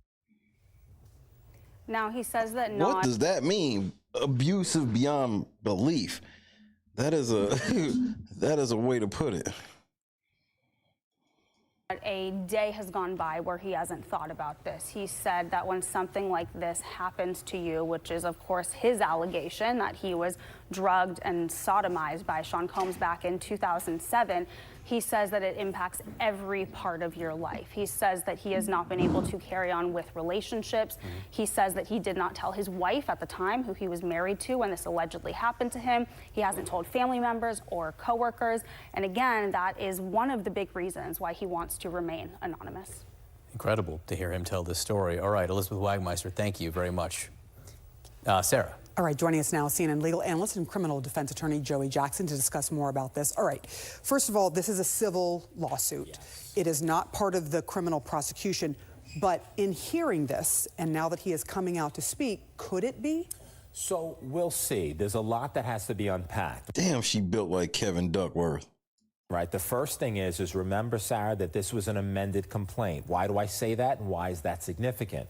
It's significant because initially when it was filed in October, there was the indication that it happened in 2007, right? Learning, however, that P. Diddy was in St. Tropez then, so it could not have happened then. So it was amended to include, right, the year after, okay? That's a problem. There was also the indication initially that, right, he wasn't married, and now we're learning he is. Why do I say that? Because every case turns on its facts. So if you're going to determine, right, civil, it's a civil case, it involves monetary damages, not criminal, you're going to assess the credibility of it. Now, attorneys for, of course, P. Diddy are going to have a field day with that, of course, because when you sit down with your lawyer, you verify. Your lawyer doesn't say, oh, that's what happened, okay. You verify it, you vet it, you ensure that it's factually accurate. And so, therefore, I think those two distinctions are going to be very important. Would you have not... Interesting. Not known that you were married at this time? Would you have not known? Should you have shared it with your spouse? Potentially not. It's embarrassing, but did you know you were married at all? Did you know where you were, when you were, etc.? So it's a question of fact, and I think it'll be vetted certainly by criminal investigators to determine whether or not it's useful, and then it'll be up to the judge to determine whether it is admissible. I am curious about something. He told our Elizabeth Wagmeister there that he'd not told anyone about this until he spoke, I think, to his attorneys. How difficult will it be to prove this? So what ends up happening is that, you know, there's a lot of embarrassment and a lot of shame, right? And there's a lot of sensitivity as it relates to victims. And sometimes you have victim, and it's called recent outcry information, where they'll say something to a friend, I can't believe it. That's powerful evidence. In some circumstances, there's humiliation, and they don't. And there are experts. But here's the one thing. It's going to be hard to try to be like, well, why would he be embarrassed to tell his wife that he got raped anally?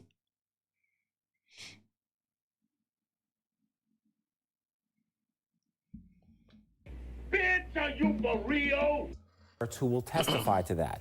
On the issue of proof, however, there's the indication that a celebrity was present. That's according to this particular victim, Elizabeth doing an excellent job in that interview. But there was the issue of, hey, there's a celebrity present. Does that celebrity come forward? There's the indication that he told his supervisor, he being the victim who worked for a private security company, telling his supervisor. Will the supervisor come forward? Did anybody else know? So these are all questions of proof. And to the extent that you have corroboration, meaning it's not just you, there's other people, it's easier to establish your claim. And speaking of this idea of shame that victims often feel, this victim has not wanted to be named. He is not named in the suit. He is still a John Doe. How long can that last? Because at some point, right, that has to change, correct? So, yes. So, Sarah, it's up to the discretion of the judge. And what the judge does is a balancing test between your right to privacy, intimidation, humiliation, a number of other factors, right? But Jay act like he's worth $2.5 billion, but he can't do nothing to nobody. To what extent could you be retaliated against, et cetera, versus the public interest? And also, right, the party you're suing certainly has an interest. And so a judge will assess various factors, weigh those factors, and make an assessment as to whether or not the John Doe continues or it ends. Joey Jackson, it is always a pleasure. You always get through all of the hard details with us, and I really appreciate it. Pleasure's mine. Good to see you, Sarah. Good to see you as well. See, that's wild.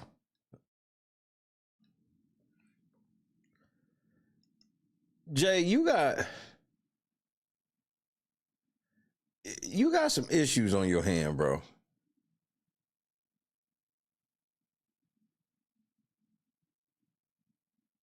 You got some real problems on your hand, nigga. And the way you acting is not helping. I know they want to talk about how Buzbee's acting. That's cool. Yeah, you know, y'all can criticize however y'all want, whatever y'all want. That's cool. But one thing we do know on record is Jay-Z don't be wilding like this. Jay-Z don't be getting all extra bass in his voice over nothing. And I know some say, but this is different. Like, bro, this ain't even the first time Jay-Z has been publicly accused of some shit involving a minor. This ain't even the first time. I know some of y'all want to swear that it is, but I promise you, this ain't even the first time.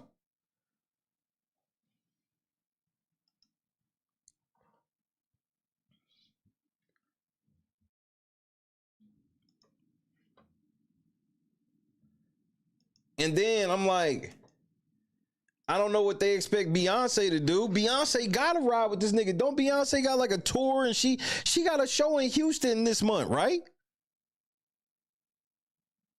Hey Google, does Beyonce have a show in Houston, Texas this month?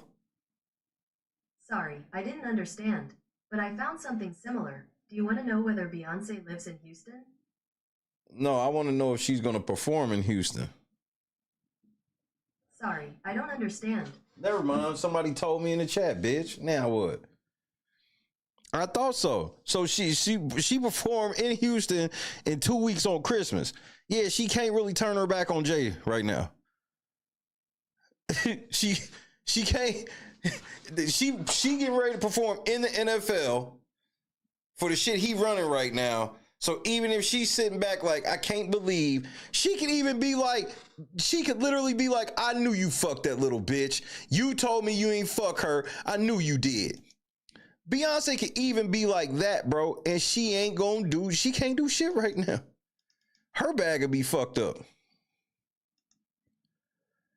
But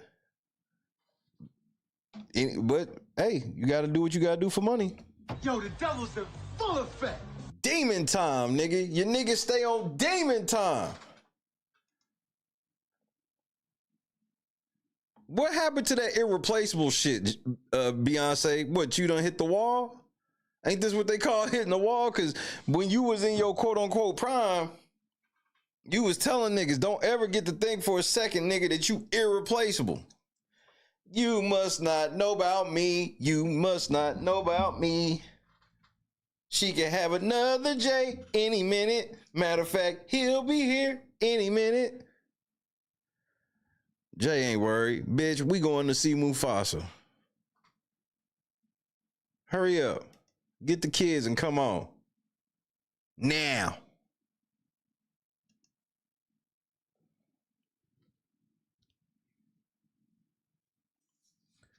Let's see what this video talking about. I don't know if I'm gonna watch this whole thing, but we're gonna see. Let's see how it go.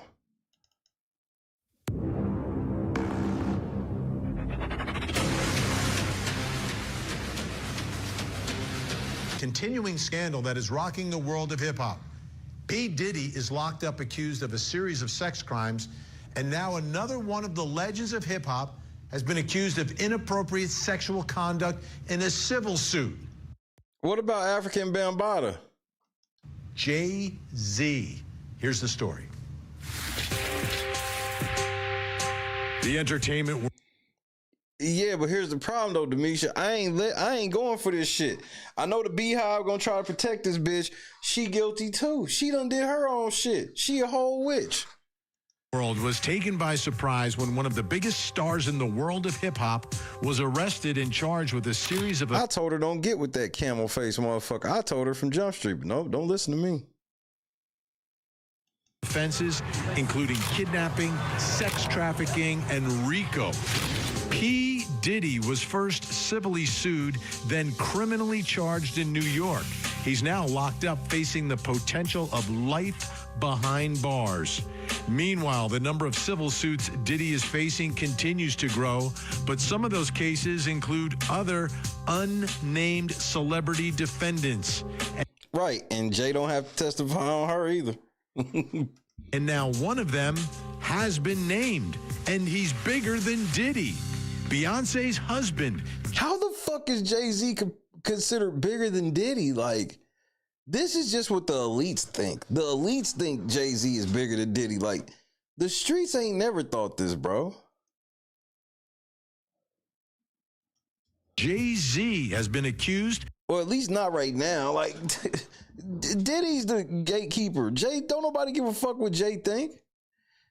Niggas in the industry still gave a fuck what Diddy thought. of committing, and they still ain't rolled on Diddy yet, the sexual assault of a minor with Diddy. Jay-Z has denied the allegations, but everyone is wondering, are there more accusers? And will I did, Sarah. I did. Will more celebrities be named? It's the story and scandal that seems to be spiraling out of control, with A-listers accused of engaging in vile acts. It's a story that could completely change the landscape of hip-hop and the world of celebrity. Every time I do this story, it's shocking, but today, even more shocking. I can see the look on your face. Now we are talking about Jay-Z. No criminal allegations. It's a civil lawsuit that has been filed that goes back in time. But I want to read for you some excerpts from Jay-Z's response to this suit, which was posted on Rock Nation's Facebook page. For the record, I finally heard somebody come out today and say, yeah, that's cool, he said that and all, but he never denied the shit. Take a look. My lawyer received a blackmail attempt called a demand letter from a lawyer named Tony Buzbee. It made me watch to expose you for the fraud you are in a very public fashion. So no, I will not give you one red penny. You have made a terrible error in judgment thinking that all celebrities are the same. I'm not from your world. I'm a young man who made it out of the project of Brooklyn. We don't play these type of games. We have very strict codes of honor. We protect children. You seem to exploit people for personal gain. Only your network of conspiracy theorists, fake physics, will believe the idiotic claims you have levied against me that, if not for the seriousness surrounding harm to kids, would be laughable. I'm looking forward to showing you just how different I am. Ooh. Powerful words from Jay-Z. Not the normal response that you get in a situation like this. It seemed very personal. Didn't seem like it was crafted by an attorney, I'll tell you that. So. Thank you. Finally, somebody vouched. Like, nigga, there's no fucking attorney or PR. That Jay wrote that shit. That came from his soul. This brings us to the first question in our investigation, which is, what are the allegations against Jay-Z? That was his response. So what are the allegations against Jay-Z? He tag teamed a 13-year-old with Diddy while J-Lo watched. And helping us analyze all this tonight, senior news reporter at the New York Post, Steve Helling, and actor, writer, media personality, Headcrack, also with us. Thank you both for being here. I want to go through a little bit of these allegations. September 7th is the date. 2000 at a VMA after party. Then 13-year-old plaintiff was invited by a limousine driver who said she, quote, fit what Diddy was looking for. I wish I had great detail of what that meant. Recognized many celebrities at the party, observed marijuana and cocaine use, began to feel woozy and lightheaded after drinking some of the beverages given to her by a waitress. The plaintiff entered an empty bedroom to lie down for a moment. The room contained only a large bed, no other furniture. Now, let's get to some of the lawsuit allegations, and I'm going to read some quotes from the lawsuit. Soon after, Combs entered the room, along with defendant Carter and a female celebrity. This is some disgusting shit. Before I have to hear this shit again, I just want to put that back out there. B. Carter is Jay-Z. Combs aggressively approached plaintiff with a crazed look in his eyes, grabbed her and said, "You are ready to party." Combs then threw the plaintiff toward a wall, causing plaintiff to fall. Plaintiff got up and stumbled, at which point Combs grabbed her again and threw her on the bed.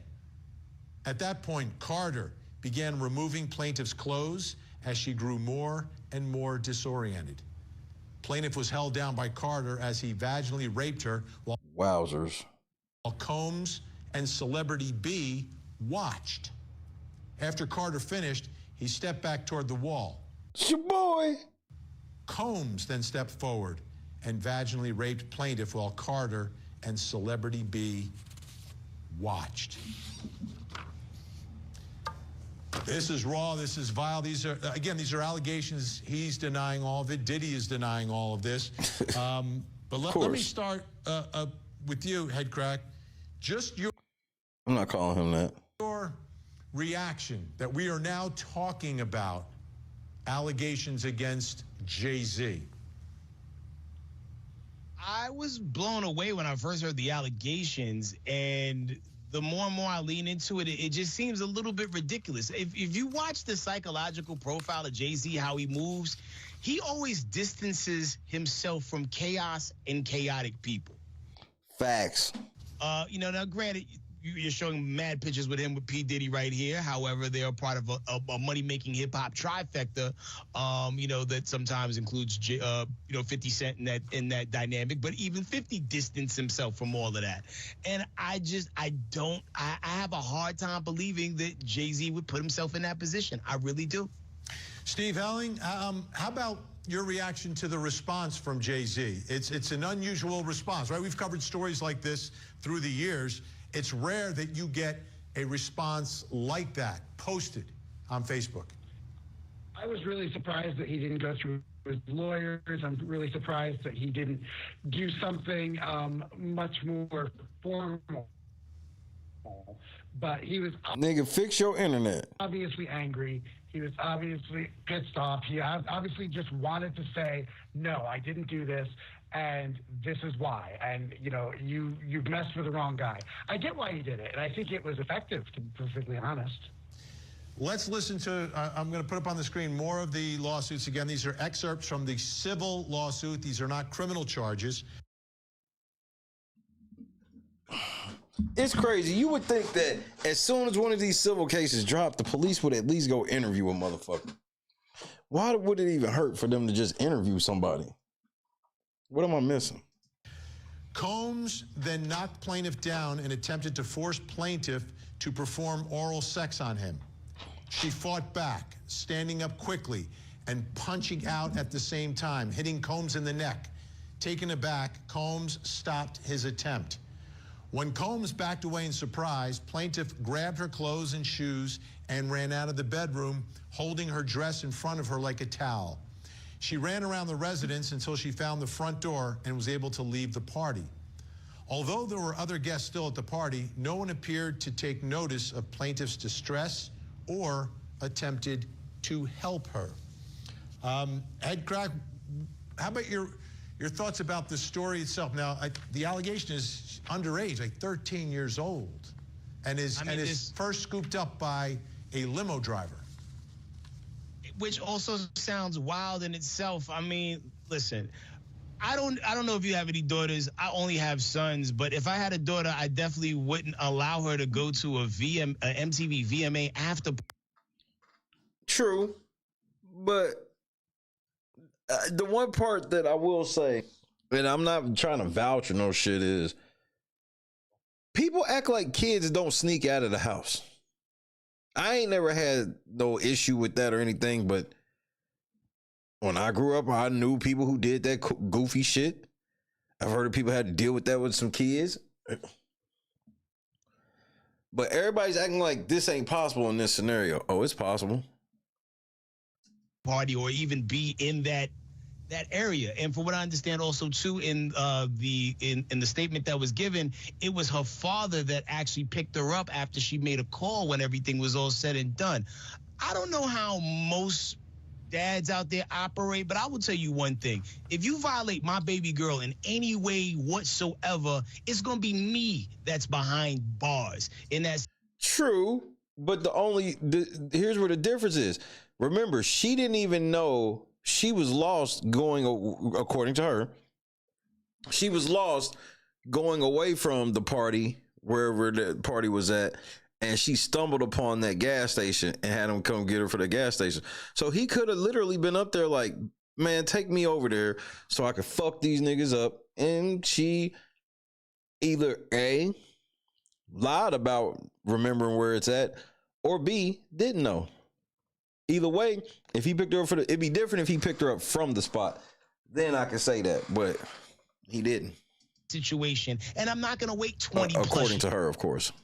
Years to say something about it and do a civil suit. I'm gonna do a criminal suit if that really truly happened. So the order of event, it just sounds cuckoo cuckoo. And even the way how Tony Buzbee goes about getting some of his clients, this is the same lawyer that put up the 1-800 number, right? Like, if you've been a victim of a Diddy party, call this number. And okay, you're gonna vet through some of those things, maybe push away the super outlet. So are you saying that just the act of having an 800 number guarantees? Because we know, I will say that it guarantees that there's going to be some fake stories call in. But are you saying that guarantees that Tony Buzbee would definitely accept the fake story? And I'm not vouching for this thing. I'm just saying, like, I'm just not taking this pro Jay-Z side, because before I knew what an Anthony Buzbee was, I know what a Jay-Z is. Outlandish ones, but not all those people that call those hotlines truly had something happen to them and have something to say. You see this happening all the time. Like, hey, if you've seen somebody, if you witnessed this crime, call this number, and you get all these. Yeah, that's not the same. Tips from people that lead nowhere and just tie up time. This could be one of those situations. I just find it hard to fathom. Steve Helling, do you think the reaction is different for Jay-Z in this first allegation as it was for Diddy and the first allegation against him? And we know the way the Diddy thing has now played out. What are your thoughts there, Steve? Yeah, I do think it's different, and I think it's different mostly because, we weren't very surprised to hear a lot of these allegations against Diddy. That's just kind of what we figured was going on.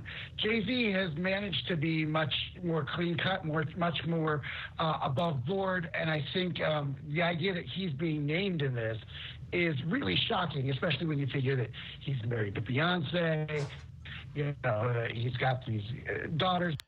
And I could, and that's the thing, I could give you that, Jay, that's why I'm like, I think Jay noticed, in my personal opinion, I think Jay know who this chick is, but he didn't think she was 13. I'll at least give him that benefit of the doubt. Now he's got kids, so putting it all together, I think it's really surprising that his name is out there in this fashion. And, kind of to echo what Headcrack said, I also feel like, this isn't what we know about him. He's not a chaotic person. He's not somebody who thrives in that type of environment. So the idea that in 2000 he was doing this, it's a lot to swallow. Yeah, Headcrack, let's follow up on that. Let's go back to 2000. And we know where, Beyonce and Jay-Z are now, how they're revered and respected by many as sort of icons in the business. Let's go back to 2000. Where was Jay-Z at that moment in time in the world of hip-hop, in the world of A-list celebrity?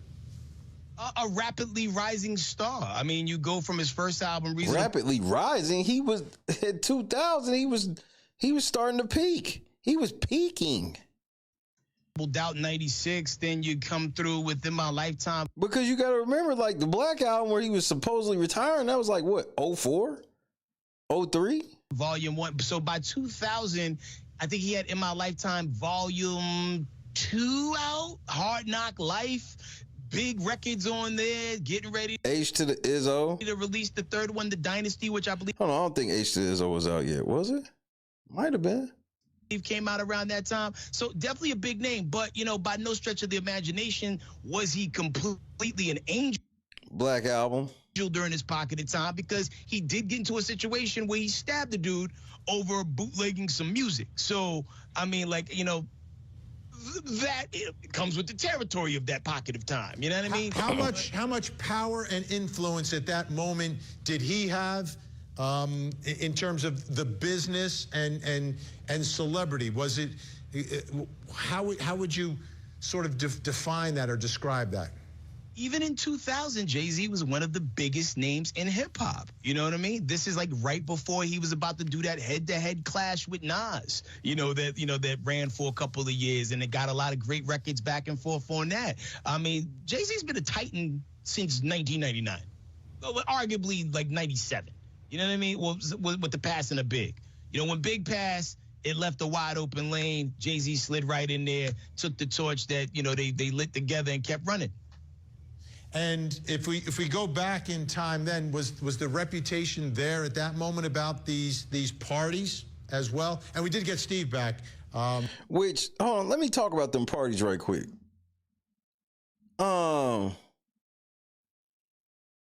Jamie Foxx has lost his fucking mind, bro. Jamie Foxx gonna take a swipe at Diddy in his motherfucking stand-up.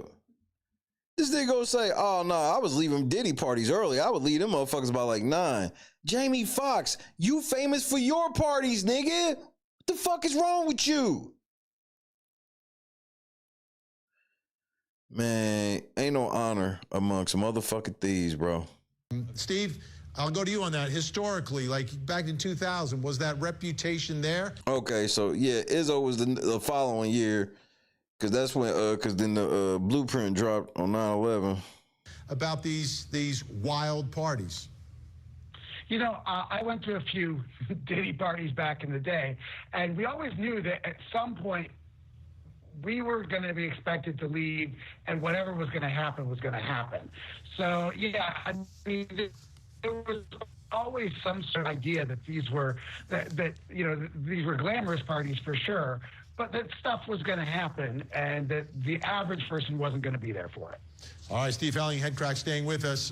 Coming up next, how close are Jay-Z and Diddy? Close enough to kill Biggie and Tupac. I expect that through this process, many powerful people. Remember, if they both teamed up to do that shit, it was the smartest thing for their rap careers. Will be exposed. We'll see the evidence. You will hear the... They way more family friendly than Biggie and Pac. Jay is more family friendly than a Biggie.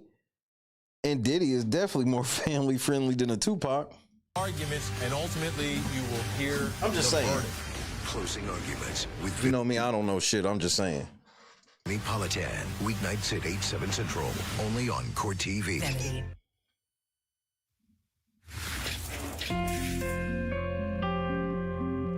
I expect that through this process, many powerful people will be exposed. Many dirty secrets will be revealed. We know what we are potentially up against. And as is always the case in situations like this, when a celebrity is involved, people can be downright mean and nasty. And Buzbee, like, he told y'all niggas, we didn't pay his ass no attention. I know I didn't. I ain't gonna lie to you. That nigga's talking that shit. I was like, man, Saul Goodman up here talking this shit, bro. You about to get your ass kicked, nigga. You goofy ass local lawyer. You think you can fuck with somebody like motherfucking Diddy, nigga? Nigga, now Diddy locked the fuck up and Jay-Z is scrambling and scraping. And Tony Buzbee still ain't perspirated. Not one time. That's Tony Buzbee. He's the plaintiff's attorney who is filing these lawsuits. And wow, he's talking about big names. Does it get much bigger than going after P. Diddy and now going after Jay-Z as well? It's your boy. So those are the first two names. There may be more, but this brings me to my next question in our investigation. How close are Jay-Z and Diddy? Because the allegations have them in the same room at the same time, assaulting the same 13-year-old girl. On the phone cooking dope at the same damn time. You're not going to do that with a stranger necessarily. Again, just allegations that are being denied by both Jay-Z and Diddy. But what is their relationship? Still with us, Steve Helling and Headcrack. Headcrack, how would you describe their relationship? Professional? Personal? I mean, they've done stuff together musically. They've, the cross-pollinated in... What song? What is the biggest Diddy and Puff's Diddy and Jigga song? What song is that?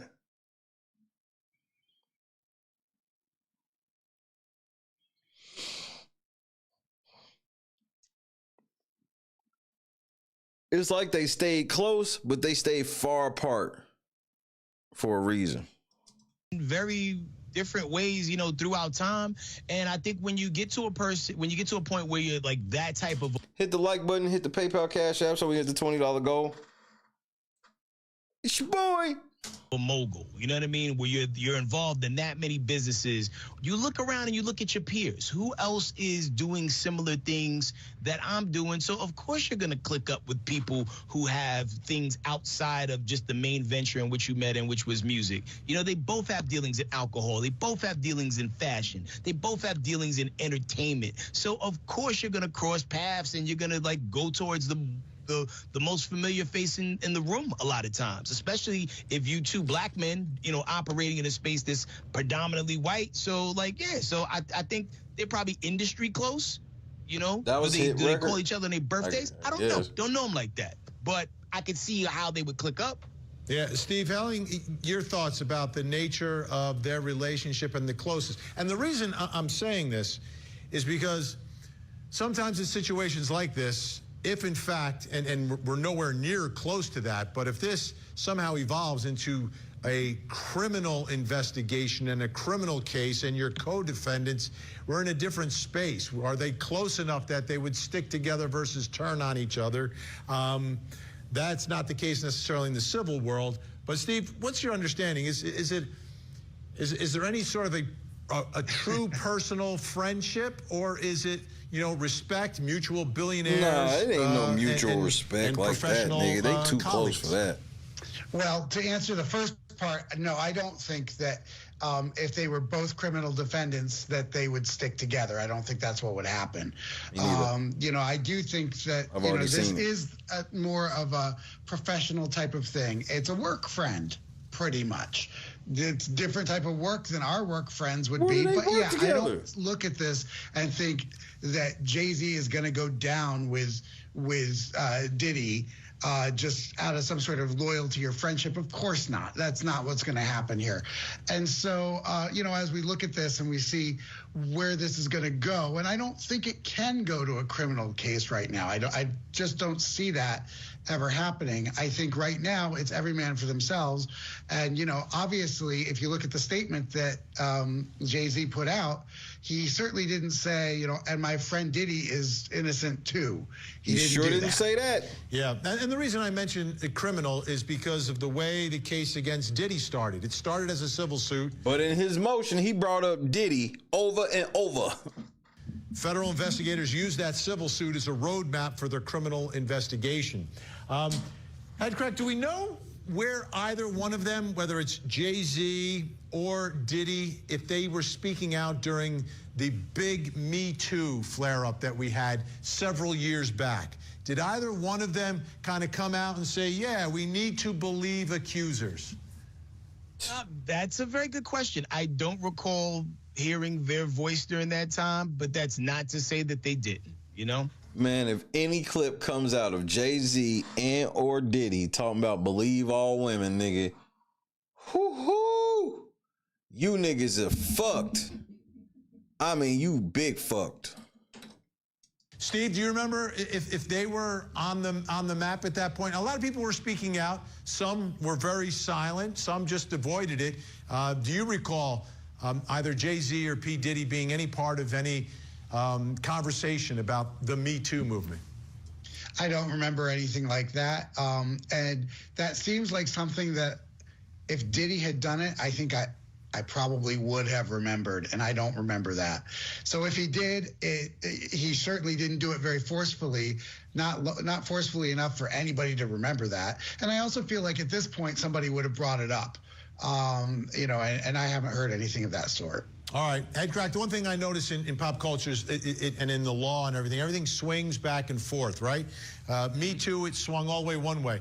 From what you're seeing and what you're hearing from viewers and listeners and everything else, where do Choose compassion was happening, cuz? do you think we are in terms of accusers in this space, whether it's Diddy or Jay-Z? Is there more of a skepticism today, less of a skepticism, or are we kind of where we've been? I think it varies from case to case. I mean, like, you know, he was saying a little while ago when, you know, the allegations about Diddy came out, no one was like, oh my God, I don't believe this. Rain in the cut one time. Ladies, shall break out the Methuselahs. Bring it up, Methuselah! Shout out to the chat. Hit that like button, cousins. No one said that. When you get somebody like a Jay-Z or something like this, you get reasonable doubt, like his first album. You know what I mean? Like there's a lot of doubt there that he would be involved. I feel like everybody who's been in a space of being a victim deserves to tell their story. But there also needs to be something activated in the space of the law that when people come through with fraudulent, you know, accusations and stories for the sake of getting some money, something needs to happen to them legally as well, because a lot of times they make accusations against people. Now, I'm okay with that. I'm definitely okay with, you want to put these charges out, you can't prove. That's the thing. I'm with that shit. They should be in trouble for lying. Who have nothing to, who have everything to lose, and the accuser has nothing to lose, you know, whatsoever. Like, you know, what if it gets found out that this person is lying, and then this costs Jay-Z the NFL gig that he has, or, you know, puts a wedge between him and his wife. I mean, you see it happen all the time. But then there's also those occasions where someone truly was telling the truth and a monster has been exposed. So let's expose the monsters and let's get the liars out of the way and get them in the light too. Head crack, Steve Helling, great to see you both tonight. Thank you so much. Coming up, will there be more celebrities named? Why would y'all put Sean Kingston and Justin Bieber up here? I low-key would sue. Like, because I would definitely send them a cease and desist. Like, hey, when y'all talking about Diddy, if ain't nobody said nothing about me and no shit, do not be putting no pictures of me and Diddy up talking about are they going to be exposing other celebrities. Don't be implying shit.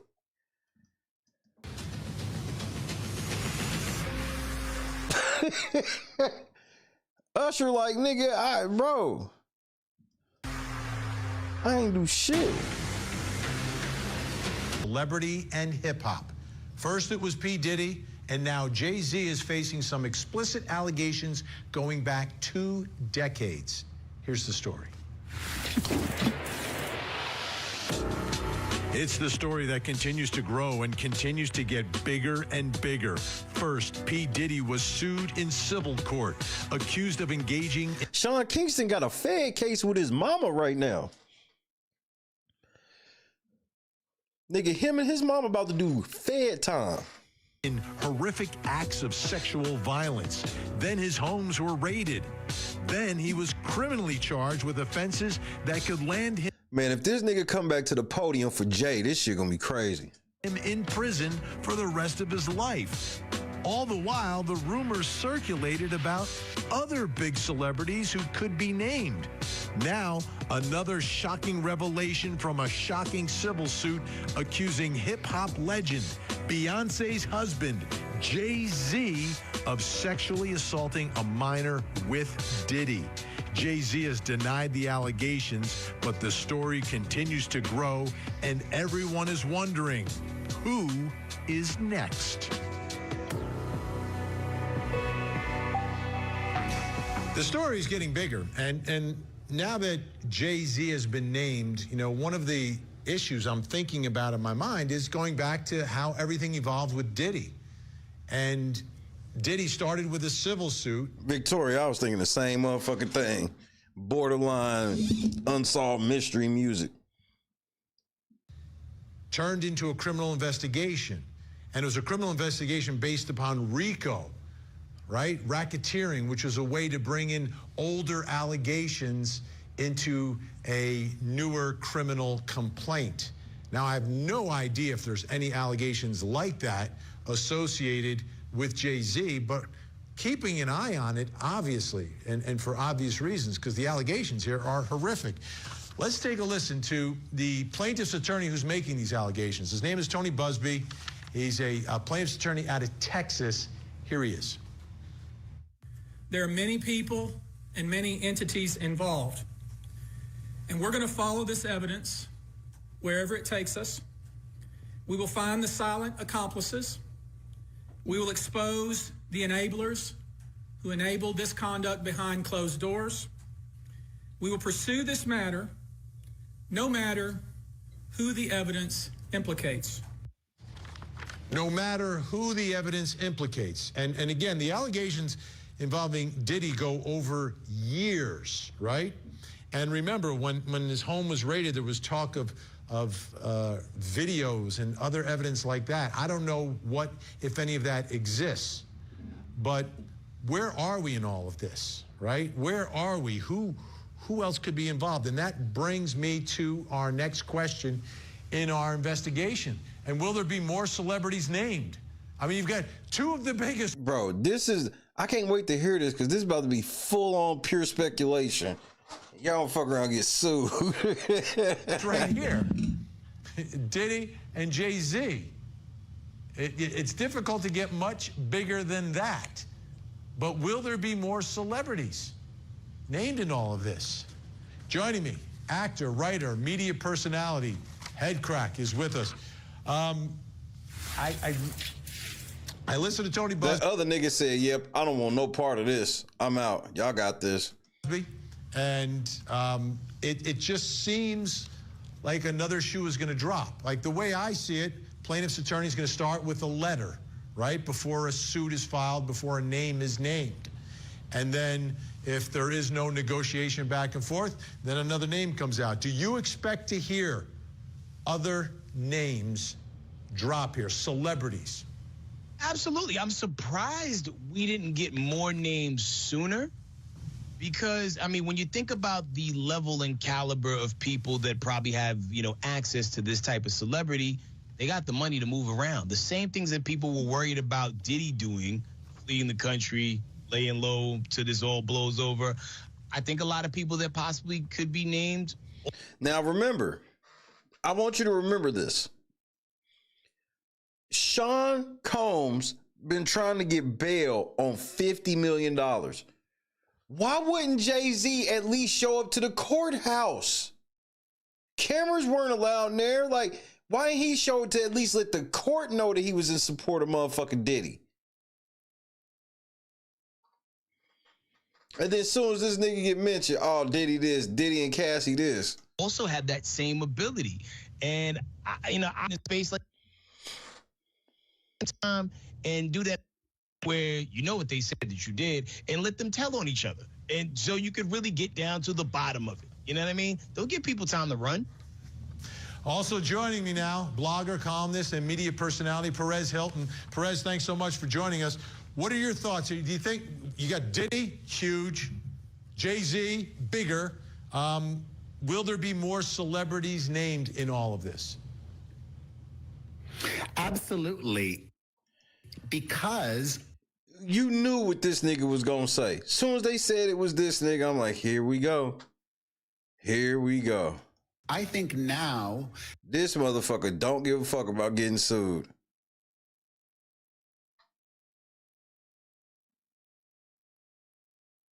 Damn, Perez Hilton getting old, nigga. This shit crazy. That Jay-Z has come forward involuntarily against his will because Tony Buzbee, attorney. Zest overload. Fucking up the signal. In November, accusing him of extortion and a shakedown. I think because Jay-Z has been outed, some of the other celebrities that Tony Buzbee has reached out to will Zest overload. Sue him as well. Fascinating, right? I want to put this up because this is from the Jay-Z Diddy suit and allegations. This is again from the lawsuit. Soon after Combs entered the room along with defendant Carter, who's Jay-Z, and a female celebrity, Celebrity B, plaintiff immediately recognized all three celebrities. This goes back to 2000. So, Headcrack, do you think that celebrity... Yeah. Perez looked like he been going through it. Like, for real. I ain't never seen him look that rough. Celebrity B will be named, a female celebrity who didn't physically take part in the alleged assault, but was there and was watching. Hey, man, if you're in a car with people who are doing a crime. Damn, they just threw Ashton Kutcher ass under the bus. But ain't he moving out of the country? Didn't he move out of the country? He left. Ellen left. Man, y'all. I think this whole celebrity empire is getting ready to crumble. And hold on to your socks. It'll be low-key the best thing that ever happened to entertainment. Because the main reason why entertainment has gotten stale is because we've looked throughout time. You can go back to before you were born, the 10s, the 20s and shit with movies. Throughout time, torches get passed. We are in an era where niggas don't want to pass torches anymore. They gatekeep and they only put on who they want and all this shit. Maybe there was a level of gatekeeping like that back then, but it's definitely not like it is now. Jay-Z should have been irrelevant. He's done nothing that matters in over a decade. Same thing with Sean Combs. But somehow Jay-Z worth $2.5 billion. Then you start seeing that, oh shit, well, Usher was a fucking teenager over Diddy house, so they could have just made this nigga famous just to keep him out of court. And that's not to say that Usher ain't actually talented. But something always been off about Usher. And Usher has had some of the most satanic, he's probably the most satanic R&B artist ever, like music-wise. All he talk about is coveting somebody's wife, adultery, just all types of shit, cheating on your bitch. You make me want to leave the one I'm with and start a new relationship with you. You got to let it burn. These are my confessions.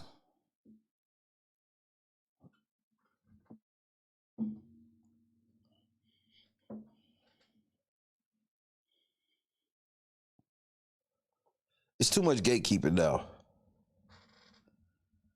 I don't know how, bro. Jay-Z, the artists of their time, even when they was hot, when they got Jay-Z and Diddy age, they just didn't matter. These niggas are in their 50s, bro.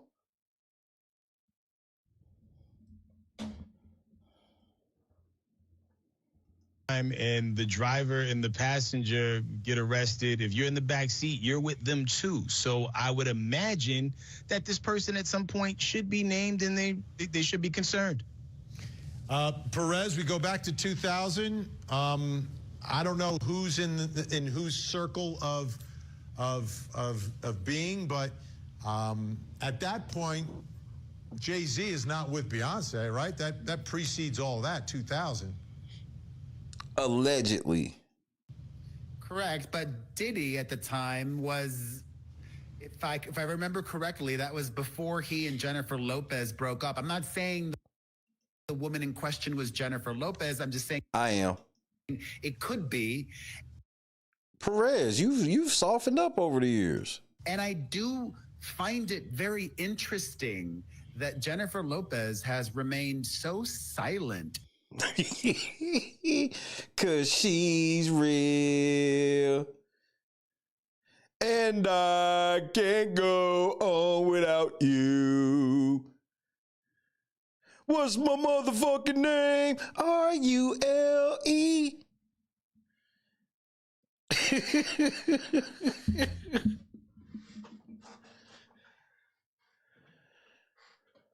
I don't give a fuck. Ja Rule sang better than her in that song. About anything Diddy related. If I was advising her, I would have definitely suggested a while ago that she release some kind of statement saying she had no idea that Diddy was engaging in this kind of behavior. Nah, man, fuck that, nigga. I'm mad the motherfucker, nigga. Jennifer Lopez, bring your ass to the front, bitch. I'm sick of you. You ain't, look, bitch, you not slick either. You think you slick?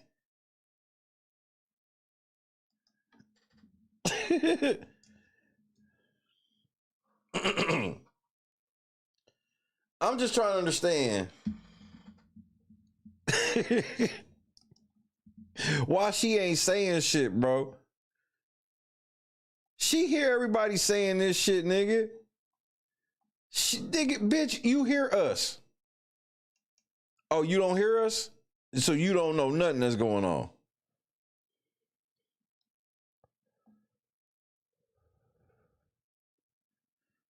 For some reason, I don't believe you.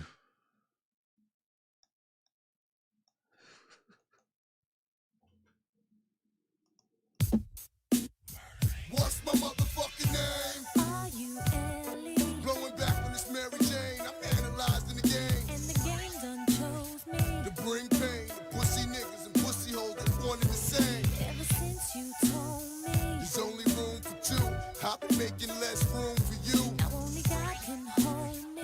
Hug me, love me, judge me. The only man that hovers above me. Holla. I met so many men and it's like they're all the same. My appetite for loving is now my hunger pain. And when I'm feeling sexy, who's gonna comfort me? My only problem is their insecurity. Tired of being alone. Yeah, yeah. Sick of arguing on the phone. Yeah, yeah. While you're telling all your friends. Yeah, yeah. But you nigga don't understand my love. 'Cause I'm real. The way you walk, the way you move, the way you talk. I'm real. The way you stare, the way you look, you style your hair. I'm real. The way you smile, the way you smell, it drives me wild. I'm real. And I can't go without you. Bitch, you still was just an average ass bitch. Her ass ain't even fat like y'all be trying to tell me it is, nigga. That bitch average as fuck, nigga. I stand on my mama. That's on my mama. Jennifer Lopez is an average bitch at best. They try to tell me she got a fat ass. I said, bitch, where?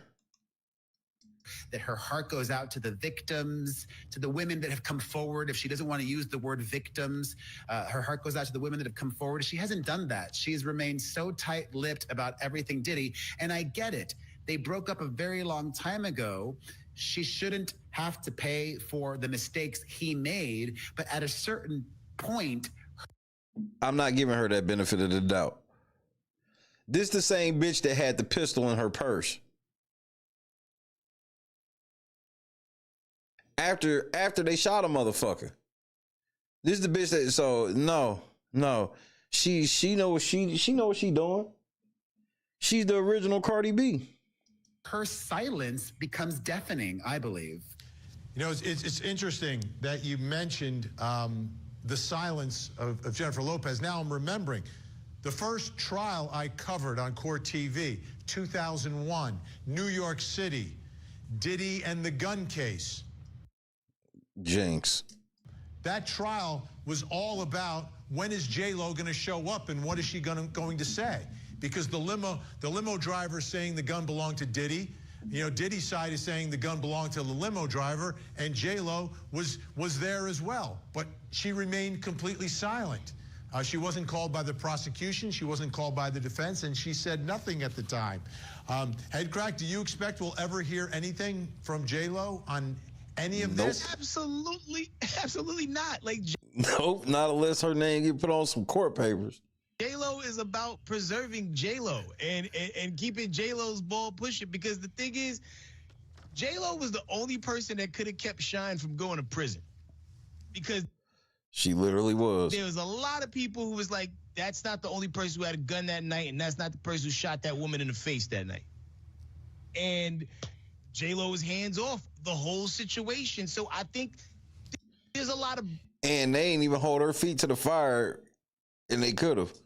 Maybe, I don't want to say guilt, but the burden of information sometimes when knowing...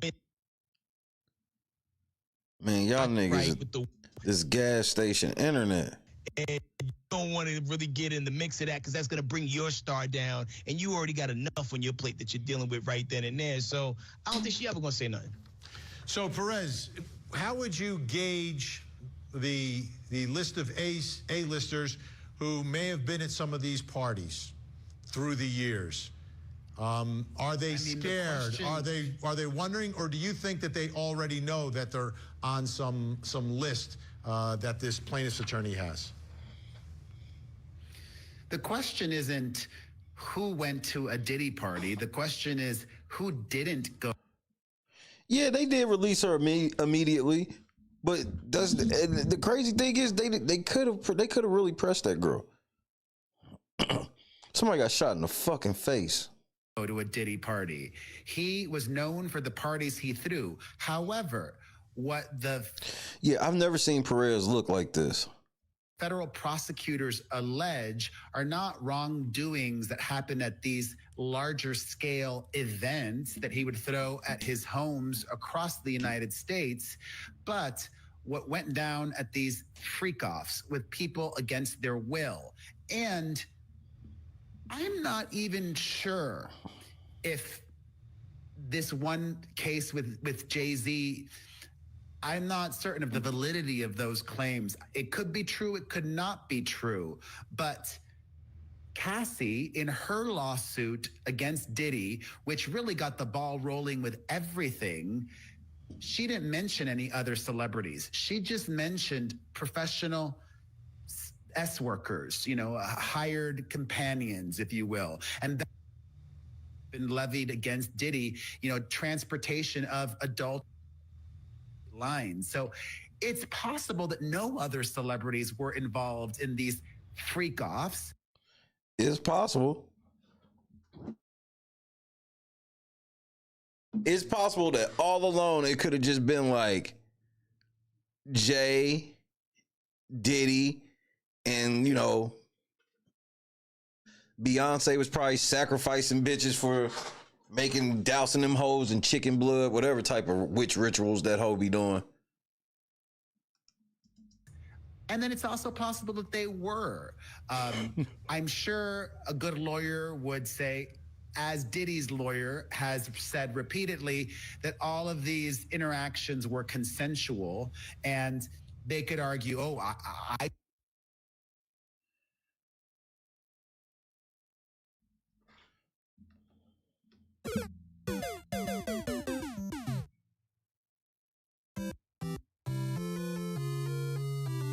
One of y'all niggas need to go reset y'all router.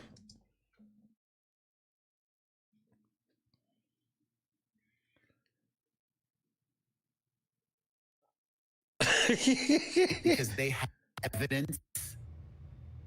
It would be much harder to prosecute people that they don't have compelling evidence against. Okay, we've about a minute left. Diddy fucked y'all whole signal up. Diddy in prison like, wait, yeah, fuck up the core TV stream. Do that shit. Now, nigga, do it. Fuck Jay.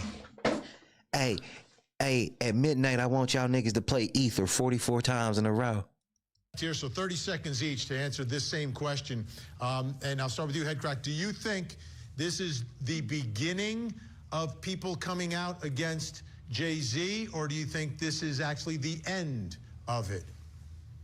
I think you're going to probably hear a lot of weird stories come out between point A and point B, some things that are maybe in the same space, some things that are in a different space. Like anybody who's been on the internet, you've heard stories about Foxy Brown was young when they used to date, or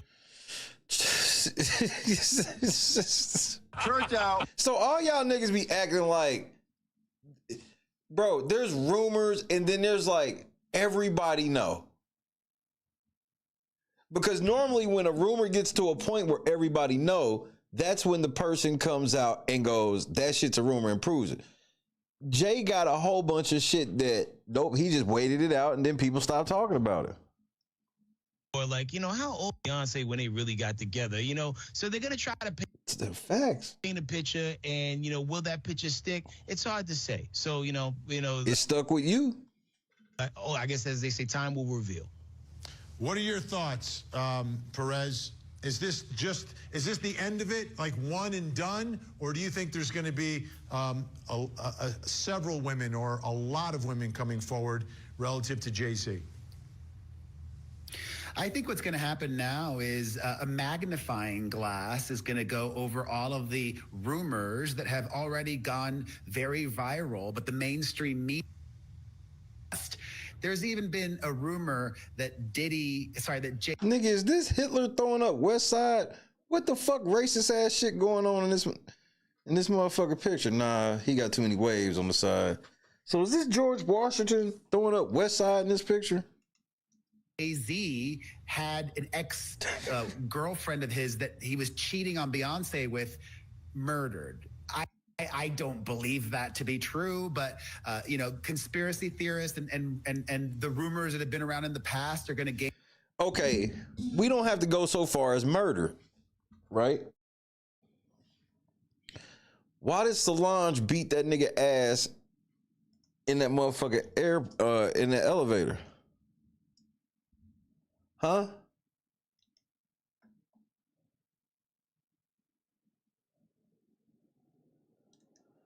Answer that question.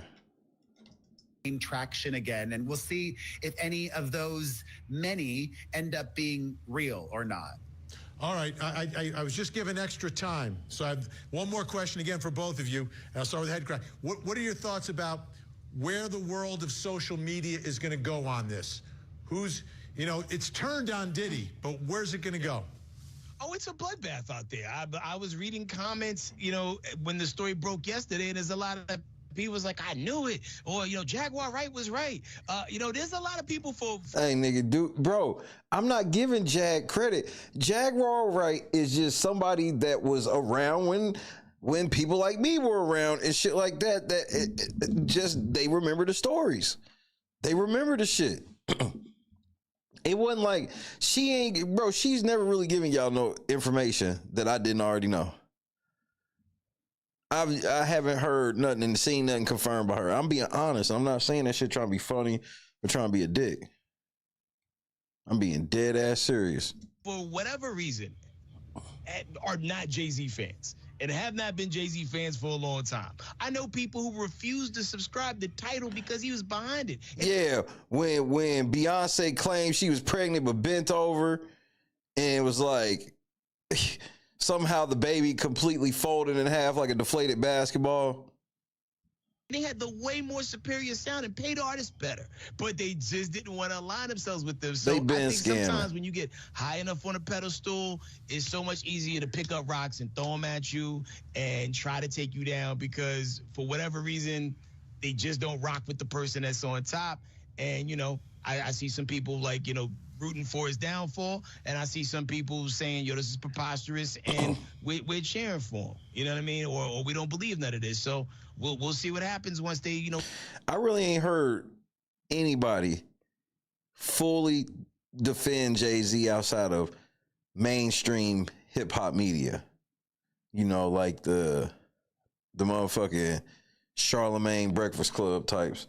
Outside of that, I haven't even heard nobody defend this nigga Jay like this. Vet all these allegations. Absolutely, Perez. Like 15 seconds. What are your thoughts? How's this gonna play social media? Well, we've already seen it over the last couple of days that social media has not been on Jay-Z's side, but he doesn't care. He is retired at. He's going about business as usual. He showed up after being named in this lawsuit alongside Diddy. He went to the premiere of The Lion King. Like, oh, no big deal. What? Jay should have probably sat this one out, but it was one of them. If he stayed home, they was roasting him. If he went, he was getting roasted. But you would think he would go, this is the night about the ladies. Like, this was supposed to be a night about Beyonce and her daughter and their daughter making this debut in this Mufasa shit, which that's cool. But you spoiled them. You ruined the moment, Jay, by being there. That's just the truth. That's not trying to be funny. Allegation. I'm going to be here supporting my wife and my daughter that's also in the movie. Perez Hilton and Headcrack, appreciate your time. Thank you both so much. Great to see you. All right, when we come back, does Jay-Z need a criminal defense attorney? Yes. Even in this civil shit, he need a nigga that be defending people against rape allegations. Which more times than not, the one that's gonna be really good is the criminal one. Even if this don't go to no criminal case or trial. Nigga, what do you mean? This office is determined to investigate and prosecute anyone who engages. Jay, they foreshadowing. In sex trafficking, no matter how powerful or wealthy or famous you may be. Uh-oh, Jay. Coming soon to Court TV. It's the biggest story that we're covering. He is the boogeyman. Lori, no matter how powerful or wealthy or famous you may be, no one should doubt our commitment on that. A year ago, Sean Combs stood in Times Square and was handed a key to New York City. Today, he's been indicted and will face justice in the Southern District of New York. Grand opening, grand closing. That's the prosecutor, the U.S. attorney who was leading the charge against Diddy. I think he's left office, by the way. But let me put this up on the screen because now we're talking about Jay-Z. This is an excerpt from Jay-Z's response posted on Rock Nation Facebook page. These allegations are so heinous in nature that I implore you to file a criminal complaint, not a civil one. Whomever would commit such a crime against a minor should be locked away. Would you agree? These alleged victims would deserve real justice if that were the case. And again, the allegations are that... But that's what you would say, even if you were lying. Diddy and Jay-Z forcibly sexually assaulted and raped a 13-year-old. So that brings us to a next question in our investigation, which is, does Jay-Z need a criminal defense attorney? I'm going to have to go with yes, bro. Right? He's saying, hey, if this is true, it's a crime. You should charge me. I'm joining. Oh, and my response to that is... Sound real hard on the phone, nephew. Me to help us work through all this.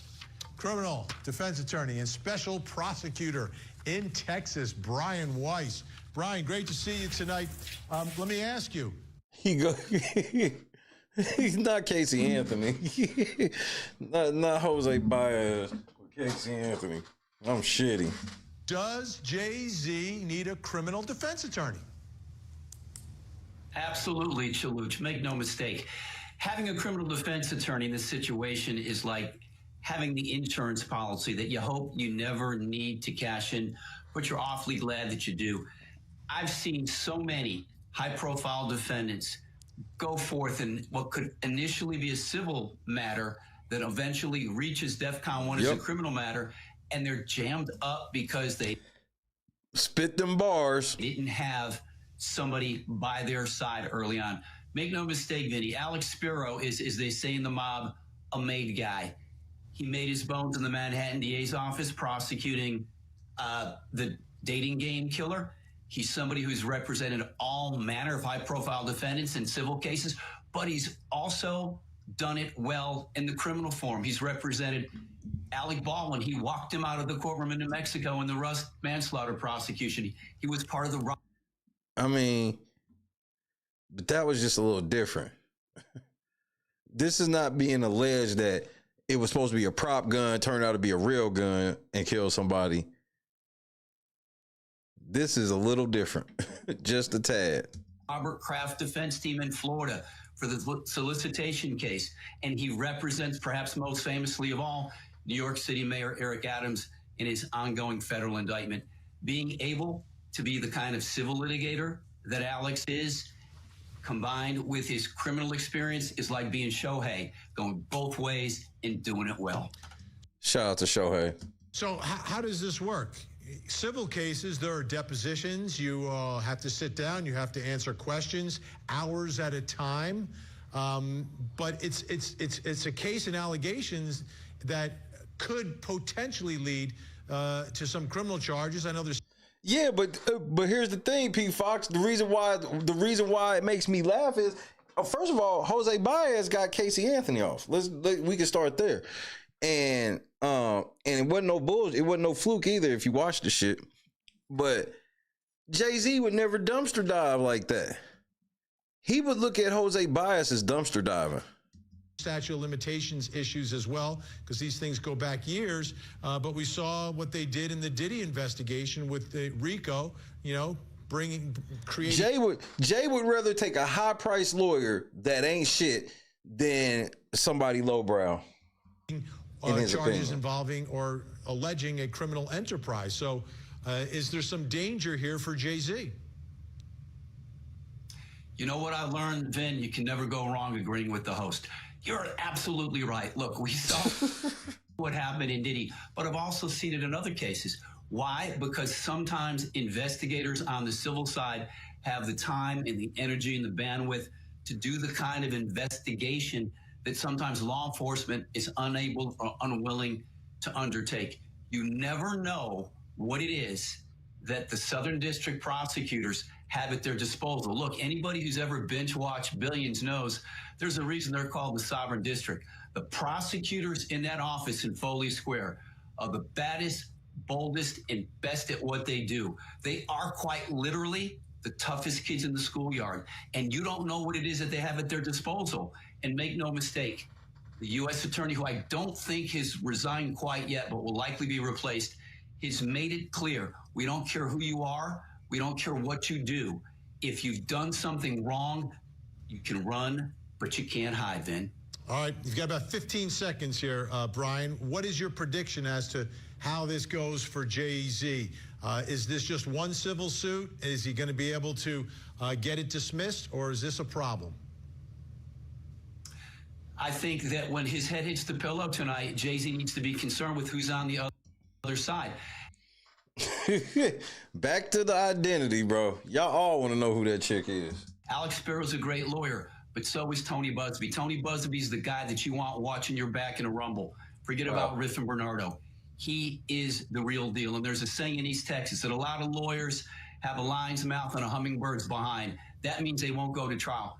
Tony Buzbee will. And by the time I think... Fight then. He gets through with Jay-Z. Jay-Z's going to be like a hitchhiker in a West Texas hailstorm, Ben. He can run, he can't hide, and he can't make it stop. Damn, this is the first nigga that's like, Buzbee gonna fuck this nigga up. Brian Weiss, thanks so much. Great to see you. You know, it's difficult to put the gravity of these allegations into perspective. Not really, nigga. You have to begin with the two men being accused, billionaires who practically built the world of hip-hop and took it mainstream, Diddy and Jay-Z.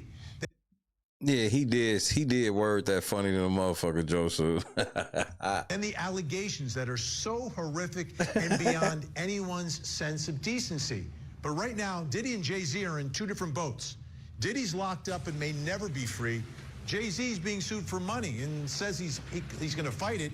The future's dim for Diddy, but Jay-Z can literally buy his way out. I wonder if the feds went and talked to Diddy as soon as this shit came out. Like, if something you want to tell us about, Jay? I'm Vinny Politan. We'll keep digging for answers. Hey, we heard about what happened to Jay. Is this something you want to tell us? You want to speak?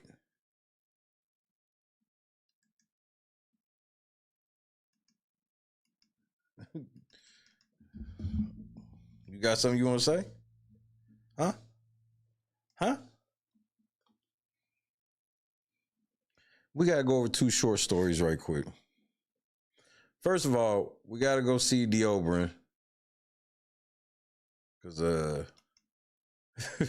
we only saw this nigga hit the ejectocito onto the judge. So he got sentenced for that shit like either yesterday or the day before. And I wanted to show it. And then I got to show you something that T.I. did tonight. Matter of fact, I'm going to show you this T.I. shit first. You're not going to believe this shit. Tactical nuke incoming! They all taking L's, bro. All of the big rappers are taking L's. Y'all need to go sit down, man.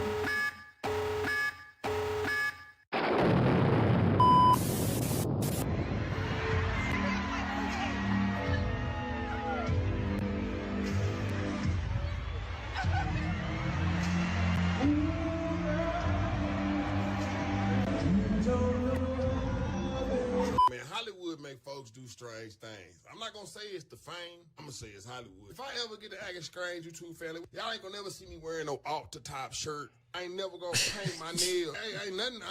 I ain't against nobody who do it now.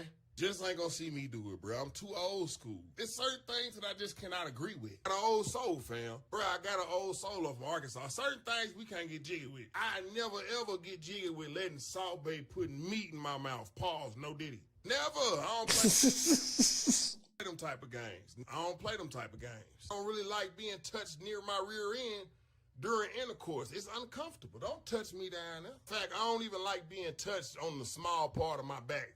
You know what I mean? Even in an exchange or a hug from a lady friend. It just makes me uncomfortable.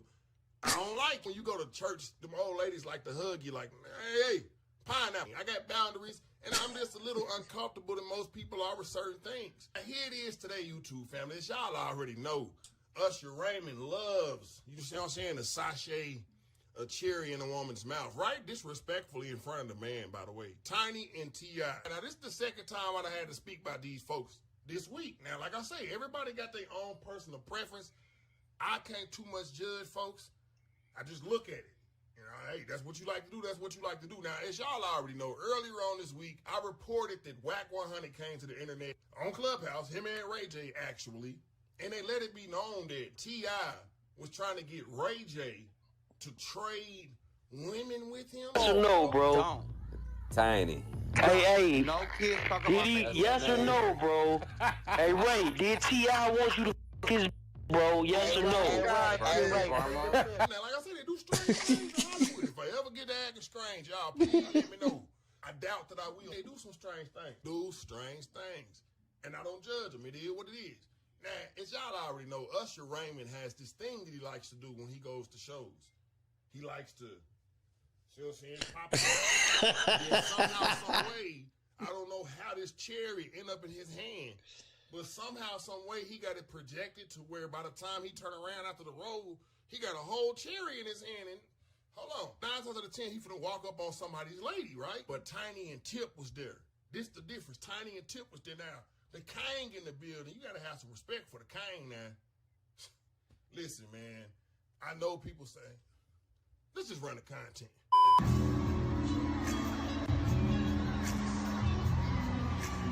So,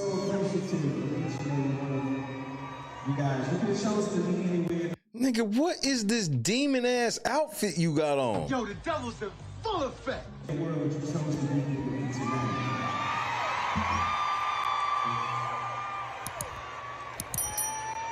And as promised, we came back. We had a bit of a rough start. I'm not certain how many people had to come for the second round of shows because we missed the first one.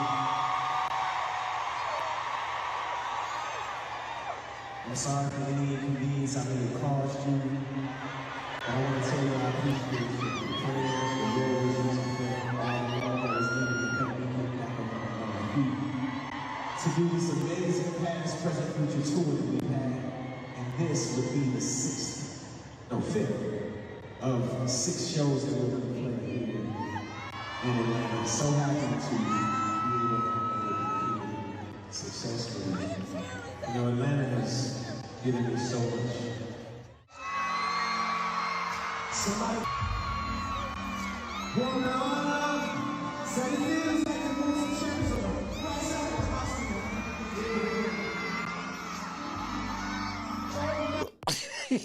I don't like where this is going, nigga.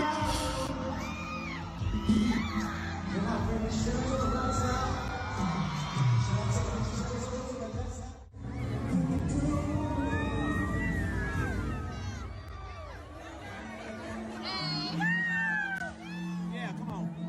Come on. Give me that. Ladies and gentlemen.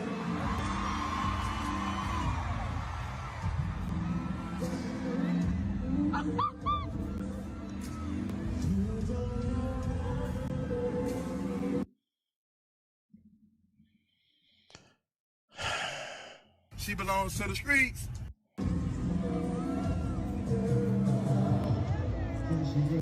You're looking good tonight, so.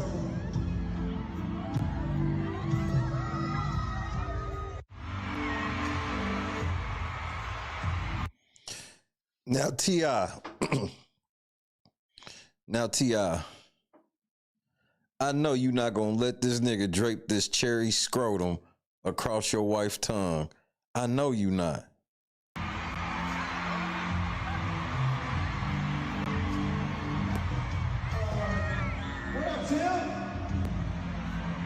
What up, Tip?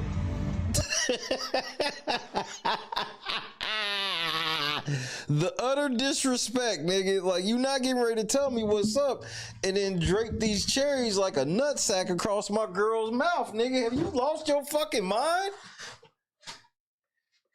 What is happening right now?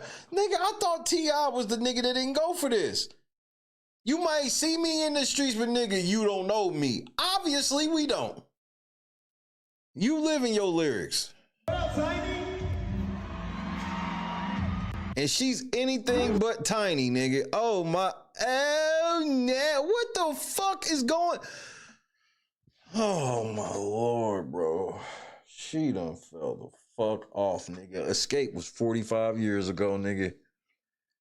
Tiny has officially fallen the fuck off, bro. T.I. got this old man gut. What is happening, man? Will y'all go sit down?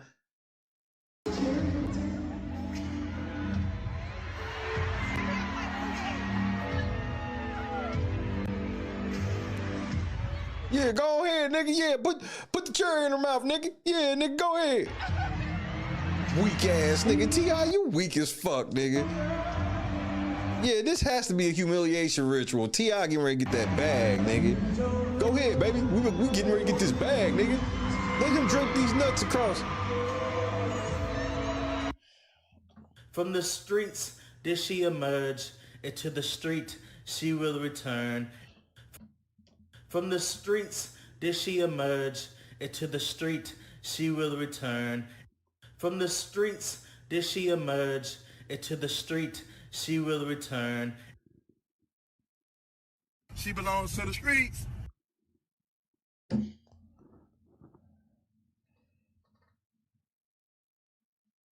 Nigga, do you know the way I would karate chop Christy across her fucking throat, nigga? I don't give a fuck who saw it, nigga. Nigga, I'm hitting her with one of them, nigga. I don't give a fuck, nigga. And then I'm going to open hand smack Usher because that's the type of bitch I take him for. I'm going to open hand. I'm going to just smack the shit out of him. I'm going to chop her in the fucking throat and I'm going to slap the shit out of him. Like, what kind of shit is this, man? The utter disrespect, like I'm not standing here, is outrageous, nigga. Janice, I'm chopping you across the throat as well. I don't think that what kind of cherries these are matter. Either way, they probably been dipped in GHB. You know how Diddy and them get down. Usher learned from the best. Them cherries was not, y'all thought that was just like cherry juice, but nope, it's GHB. Oh no, nigga. Bitch, you walking. Bitch, you walking home. Oh no. And you, what's so funny, Tip? So when you eat her pussy tonight, you know what she gonna be thinking about, nigga. What part of the game is this, bro? This nigga T.I. look like a whole cuck right now, nigga. This is what they be meaning when they say a nigga's a cuck. This is it. You let this nigga drip cherries across your wife's tongue like a fucking scrotum, nigga. And then fed 2 balls into her mouth and then pulled the dick away. And you cool with that? All right, bro, you got it. Humiliation ritual complete.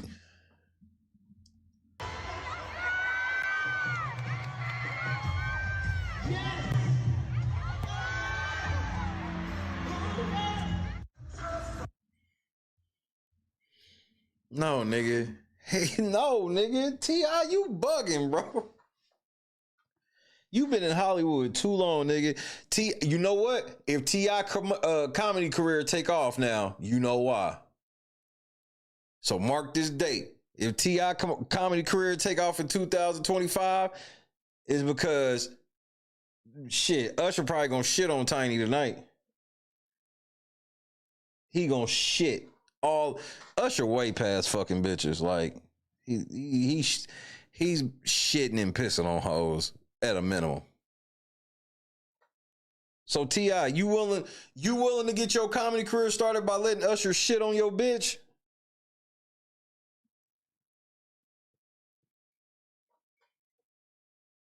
Should let Lil Flip do it. Nigga, you willing to let Lil Flip feed that bitch some cherries like that, nigga, to get on? Well, the cherries look like nuts. That's why they want to use the cherries instead of grapes. That's why the other girl attempted to do it like Tiny, like, yeah. What the fuck was this? What is this? Bro. They supposed to be millionaires. They supposed to be millionaires, and she left the house with her head looking like this on purpose. This is on purpose. She looked at this and said, I'm ready.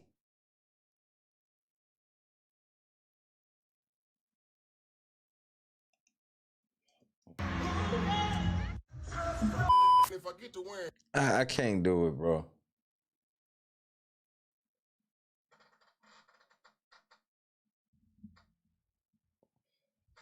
T.I. laughing so hard that this nigga just embarrassed him.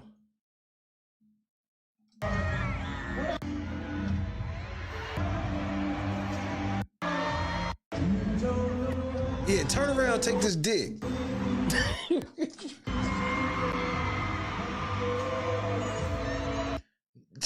No, nigga, just no. They got your bitch on the Jumbotron, nigga.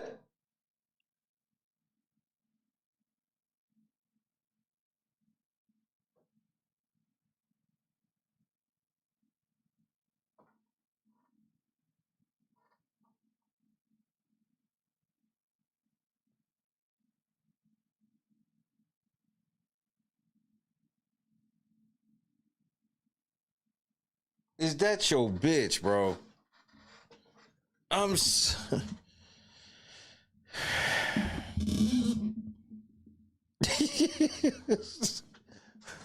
Nigga, T.I. dick hard the motherfucker right now, nigga. That's why he trying to laugh that boner off, nigga. T.I. dick harder than a motherfucker right now. Can't wait to see Usher pull his real dick out. Nigga, what did you just say?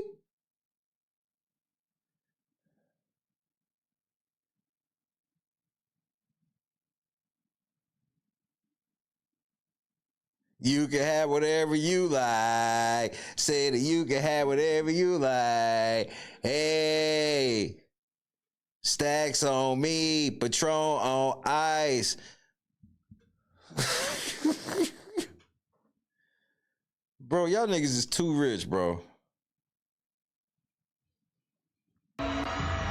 Oh, no, she flicking the tongue and shit. Oh, no, nigga. She belongs to the streets.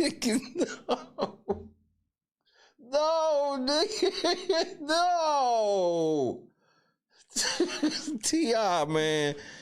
This is outrageous, nigga.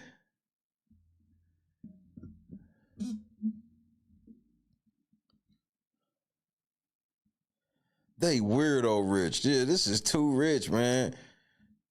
Y'all used to just fuck hoes together, and now it's done migrated into all of this.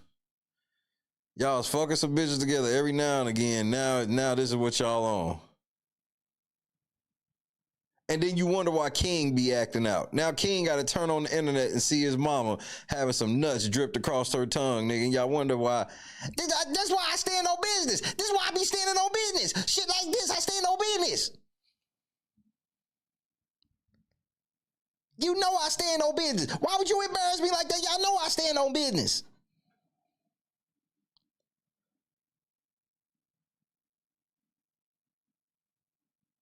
Y'all have ruined King, nigga. This is, I promise, shit like this is why King be acting out.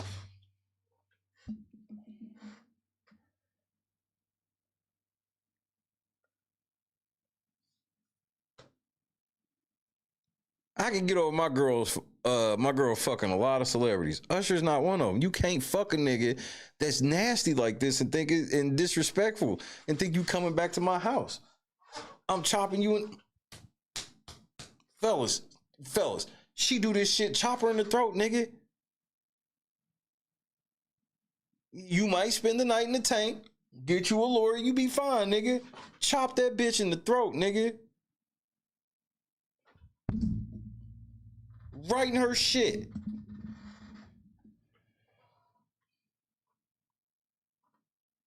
Yeah, Bobby Brown would not let nigga. Bobby Brown would have embarrassed the shit out of Whitney Houston in front of everybody on this stage. Bobby would have took the mic from Usher, talking about he the real king of R&B.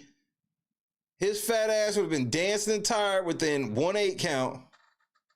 And then as soon as he looked over and saw Usher trying to put them cherries and motherfucking Whitney mouth, he just smacked the shit out of that nigga. But T.I. over here, come on, hey, do me a favor right quick, Usher. Drape them cherries in my wife's mouth. What? Hey, my wife wants you to drape some cherries in her mouth. Go ahead, baby. Wherever Bobby's at, I hope he well and chilling. Just chill, Bobby.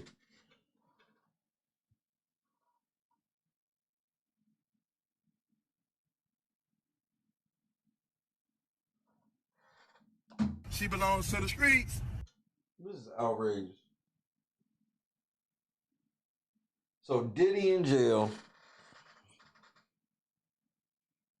Usher has picked up the Diddy mantle and violating T.I. and his wife in public. T.I. getting violated in public. Jay-Z getting violated by a Texas lawyer.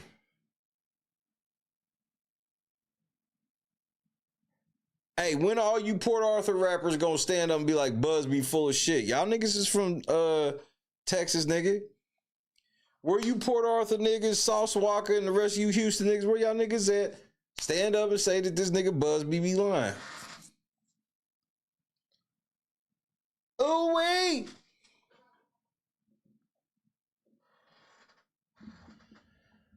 I can't believe. Yeah, this is how I'm gonna end my show this evening. Jay, you fucking in trouble, bro. And it looks like you done pick. I think the powers that be are moving you out of the way for motherfucking I think they moving you out of the way for 50 to take over. Hold on, we gotta watch this story first. We gotta see what happened to D Over. I almost forgot. Tactical nuke incoming! Hit that like button, bro. We are in the Christmas season. Jesus was born. And I know some of you motherfuckers, it don't matter, bro. We celebrate Jesus' birthday. Jesus ain't gonna be mad and say, y'all had my birthday wrong. He really ain't petty like we are. That's what made him so great. I'm not a bad person. I'm not an evil person. 31-year-old Dooba Reeden pleads for leniency before a judge sentences him for this. How many years do you think he should get for that? For this right here? Nah, fuck that, bitch.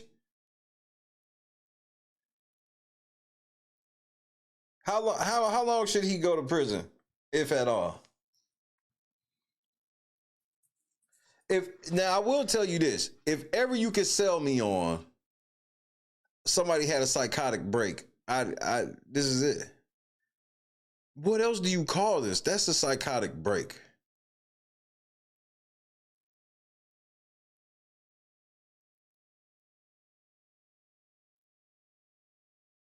Man, I'm gonna tell you, I'm about to make y'all mad. Bro, this nigga shouldn't have got no more than 5 years on whatever else he was supposed to get. 5 years. Didn't nobody die. The bitch didn't even get severely hurt. She was right back at work. I'm not with this shit where just getting in a fist fight with a government official is going to have the same ramifications of catching a fucking dead body.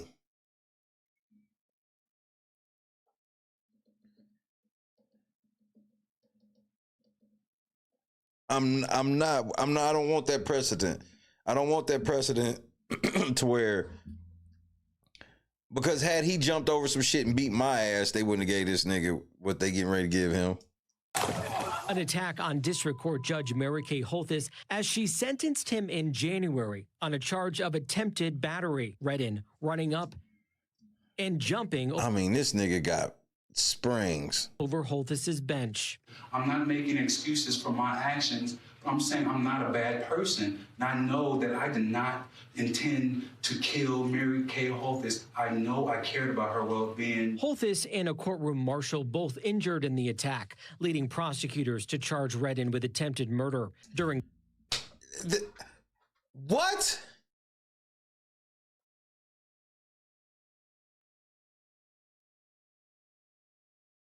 Attempted murder, bro. This is where we at? I'm not with that, bro. I'm not saying this nigga shouldn't get no motherfucking time, but again, all he did was an assault. We can't try to jazz this up more than what it is. She wasn't bleeding or nothing, nigga. She talked that shit to him first. She was running her mouth under the safety of, I'm a judge. Ain't nobody ever gonna say, run up here on me. You done fucked around and found out.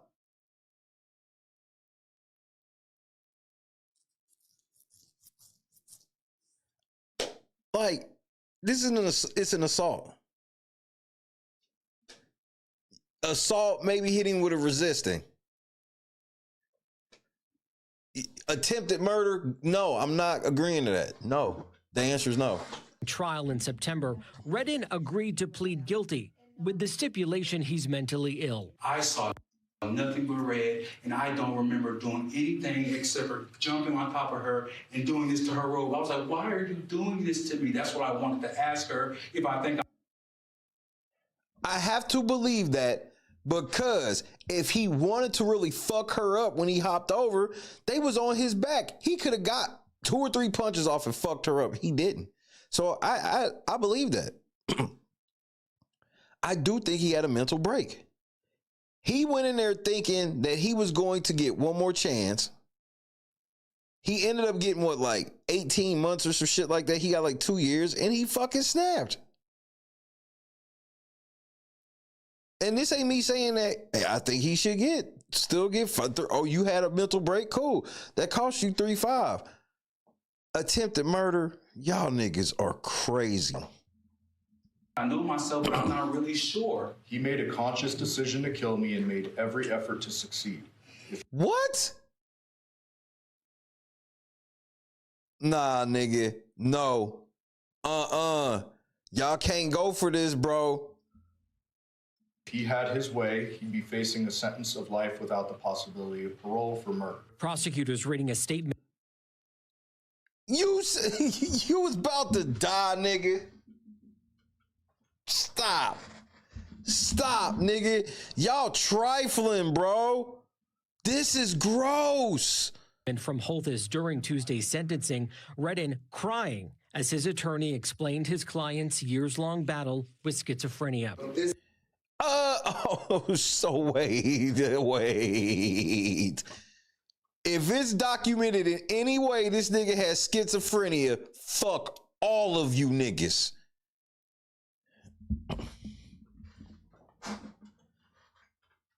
If it's documented, because that seemed like some schizo shit, didn't it? This is a person that can and would be able to do it given the appropriate help from a psychologist and mental health counselor. As she handed down her 26 to 65-year sentence. 26 to 65 years for that? No, you can't sentence a nigga 65 years for jumping over there on you. No. You see, this is why a lot of them judges are going to hell. They really think they are gods. They think they are gods. She in her mind's like, you touch me, I'm sentencing you to basically death. Who the fuck you think you are, bitch? You're gonna have to answer for that. You're gonna have to answer for that. You didn't even get hurt. If you had gotten hurt, you were bleeding from the head, maybe I can go for it. You was at work the next day. And you sought over his shit with no bail and all that shit. Oh, he gonna win on appeal. Yeah, he'll be out. He only gonna do like 5 years. Because if they can prove in any way he really got schizophrenia and shit, first of all these people, he can't even have a fair trial in that building. The fact that the very next day he came back and the same judge was overseeing the shit, that she should have recused herself. What the fuck are you doing? Why are you up here trying to prove you tough? You wasn't tough yesterday. You want to try to prove you tough now, and then the mother like, oh, he was gonna kill me if they didn't save me. Who? The little punk ass nigga that was hitting him with the hammer fist? If it wasn't for him, you was gonna die? Get the fuck out of here, man. Who y'all niggas think y'all talking to? Go back and watch. After he sprung on her, the very next day he came back. They had a spit mask on him, like 5-6 guards around him and shit. And the same judge was in there. And I'm like, how come she didn't have to recuse herself? I understand her, oh, I want to be the tough. No, you're not tough, bitch. 26 to 65 years. What the fuck, bro? Y'all always got to just take it too far. And that's why I don't fuck with y'all. Even when niggas agree with, oh yeah, he fucked up, he should sit down. Niggas in here was even being extreme. I'm like, 15, that's tough.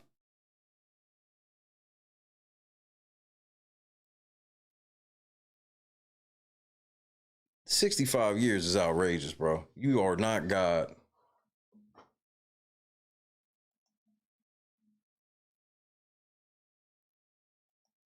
The judge in this case saying this attack was one on all judges. It was not just... What? No, you can't do that either. Because you won't like it. So if y'all want to start that precedent, you know what's going to happen then, right? As soon as y'all do something to somebody black, all black people can say this is an attack on black people. As soon as you do something to women, all women can stand up and say this is an attack on... You do it one woman. You do it to one woman. All women can stand up and say this is an attack on women. Do you want to set that precedent? Because what I'm not going to go for is you trying to say that this nigga get mad at this bitch. This was an attack on all judges. Fuck you. You niggas, bro, y'all niggas swear y'all so special, man. Fuck you niggas. Retaliation. You ain't nothing but another fucking man just like me. Nothing more, nothing less. For an attack on Judge Lopez. It was also an attack on the judiciary. Just because you get off on taking people's lives away under the auspice of you serving justice is some corny shit. With credit for time served, Reeden will be eligible for parole in the 2050s. He'd be in his mid-50s by then. I'm David Charnes, 8 News Now. Y'all put him under the jail, bro. Y'all put this nigga under the jail. This is...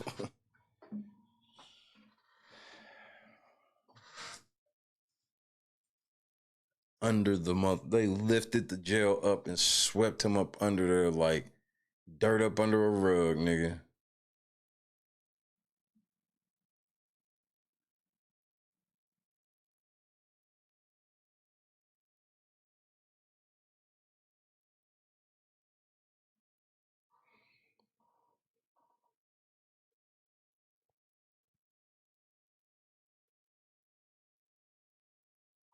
And then they like, then when you sit here and go, his attorney goes, well, he's been suffering with schizophrenia. I'm like, well, that would explain how somebody, because we've seen a lot of crazy shit in court, and even the tough guys that get up and talk shit to the judge, I've never seen somebody vault themselves over the fucking bench like that. Just that level of disregard for his own body. He could have hit his head and all of this other shit. He put himself in. He had no regard for his own safety, which that's a way where you can start telling if somebody's not all the way there is if they do shit that's their safety ain't even taken care of in that moment. And then you got these motherfuckers sitting here. Oh, he tried to kill me. What? He tried to kill you? No, y'all make it sound like he grabbed one of y'all guns and then ran up there with one of the guns. Y'all niggas attempted murder, bro. I'm floored. Did not expect it.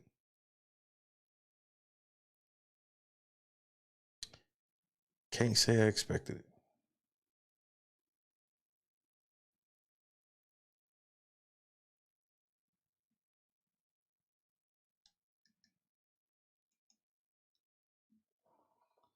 Full railroad, shitty attorney. Obviously, he ain't have no family there, nothing.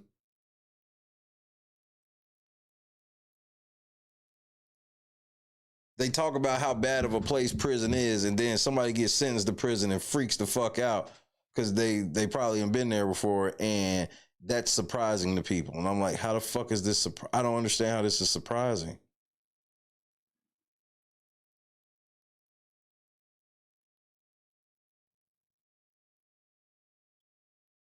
You want to give him 7? Cool, I can go with that. You want to give him 10? I think that's excessive, but cool.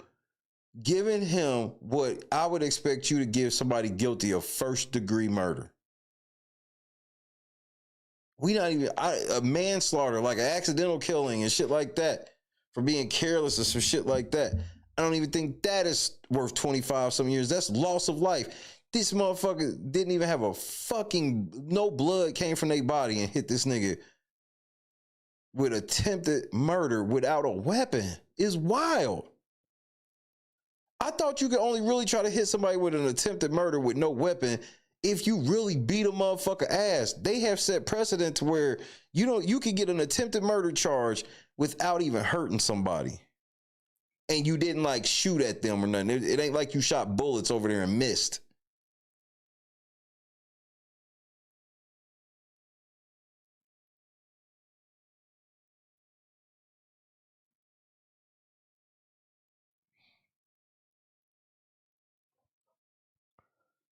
$65 years. Fuck that bitch.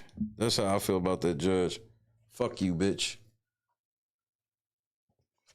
If y'all want to get that nigga 65 years, then man, fuck her. And I don't care how that make anybody feel. Fuck her.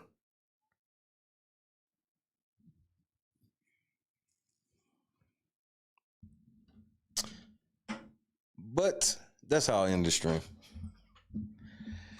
Hit that like button, man.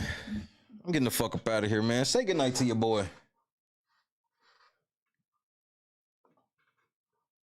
Jay-Z.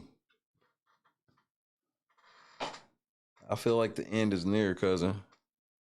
I think they getting ready to amend. One case has been amended of Diddy's to add you. It ain't shit for the feds to follow suit. Because let me remind y'all of something. Last thing I'm going to remind y'all of before I go. If you go read the indictment that has Diddy in jail right now, what was the biggest proponents of it? 85% of the information was based off the other lawsuits being filed. They referenced the Cassie lawsuit and other shit. Jay, they can double back for you, nigga.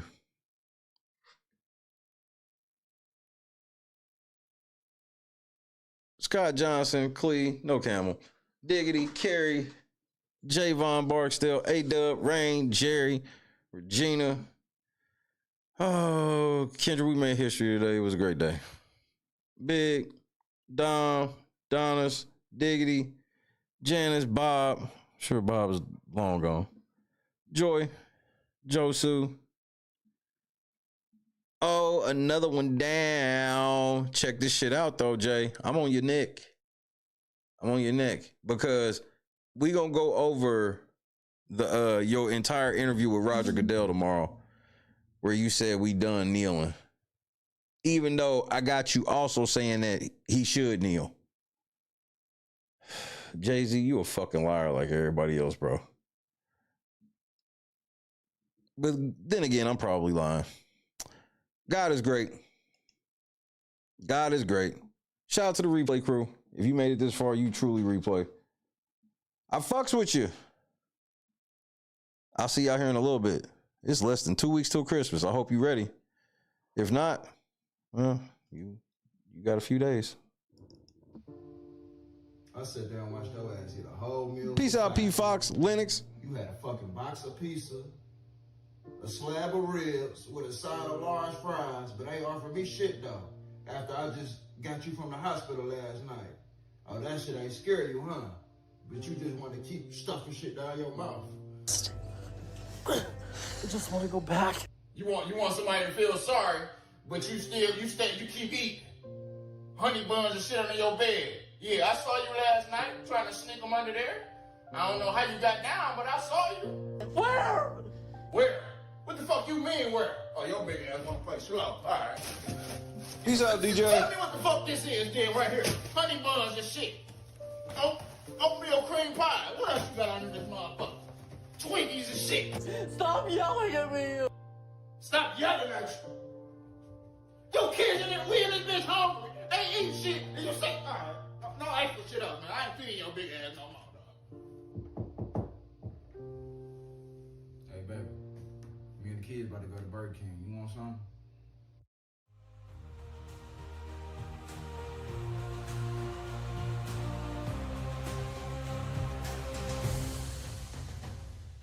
Making it the box, she ain't a fox. Making them the box, she's built like a box. Megatron, Megatron. That's not making fox, that's making box. Making it the box, she ain't a fox. Making them the box, she's built like a box. Megatron, Megatron. That's not making fox, that's making box. Thanos had to fight for this one. Making us. Thanos had to fight for this one. They don't make it let Thanos fight. Shut it.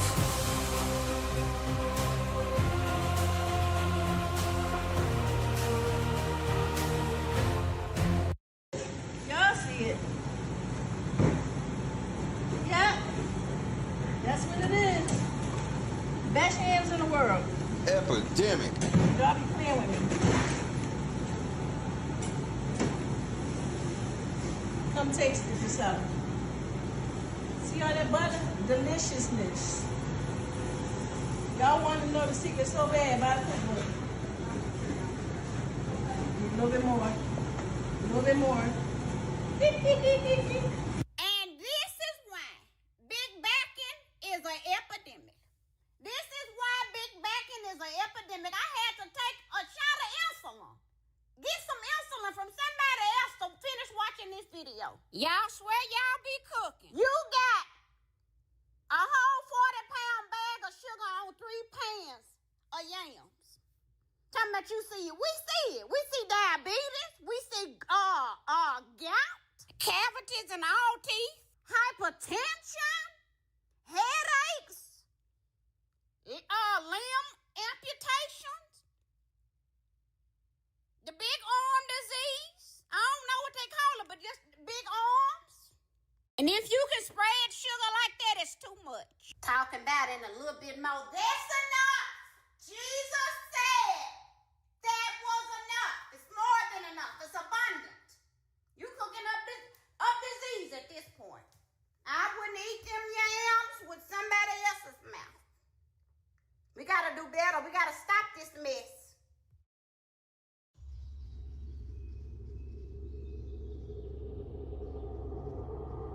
Tell the truth, Big.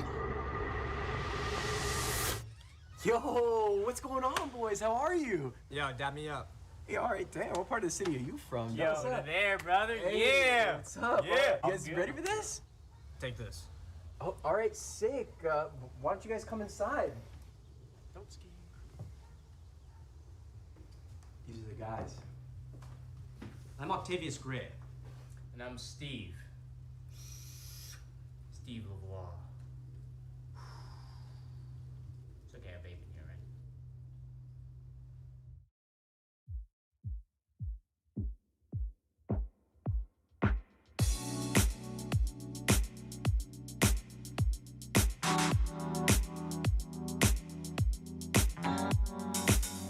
Set the mood right.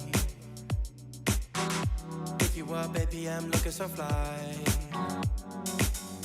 Sunset rooftop, yeah, that's nice. Right. Hop in the G-Class, I know you need that. Heart racing fast like the speed of light. Is this attraction, or is it the moonlight? You want satisfaction, but only for one night. This could be real love, but you've been broken, and I just want you to see what I can be for you. What I can be for you. What I can be for you. What I can be for you. What I can be for you. You got me wrapped up in your love. Barely. Finding you Pulled out some of my Euro shit tonight. making my heart feel this way, yeah, yeah. And I'll treat you so damn special. What you did, who you were with, I don't care about those days. When I'm with you, I won't complain. Share your success and heartbreaks. Yeah, you know I stay by your side. Never leave you dissatisfied. But I need you to let me know. Is this attraction, or is it the moonlight? You want satisfaction, but only for one night. This could be real love, but you've been broken, and I just want you to see My name is Jeff. what I can be for you. What I can be for you. What I can be for you. What I can be for you. What I can be for you. Baby girl, it's just one night. Just a little something I picked up. Well, actually, just a little something I've been having. I felt like pulling out something sexy tonight. I was feeling a little bondish.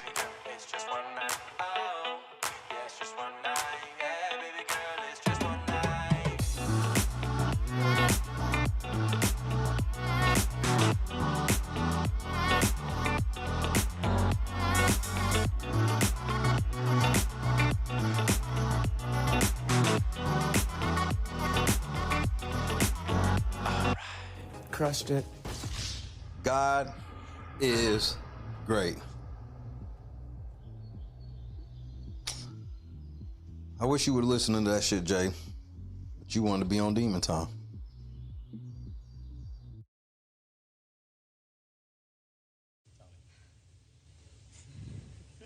Guys, I gotta go.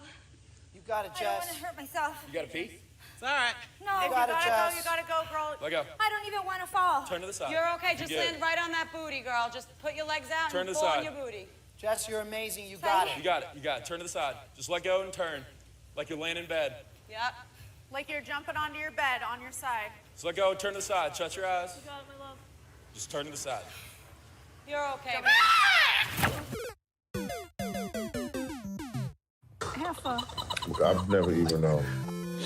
I've never even heard of him.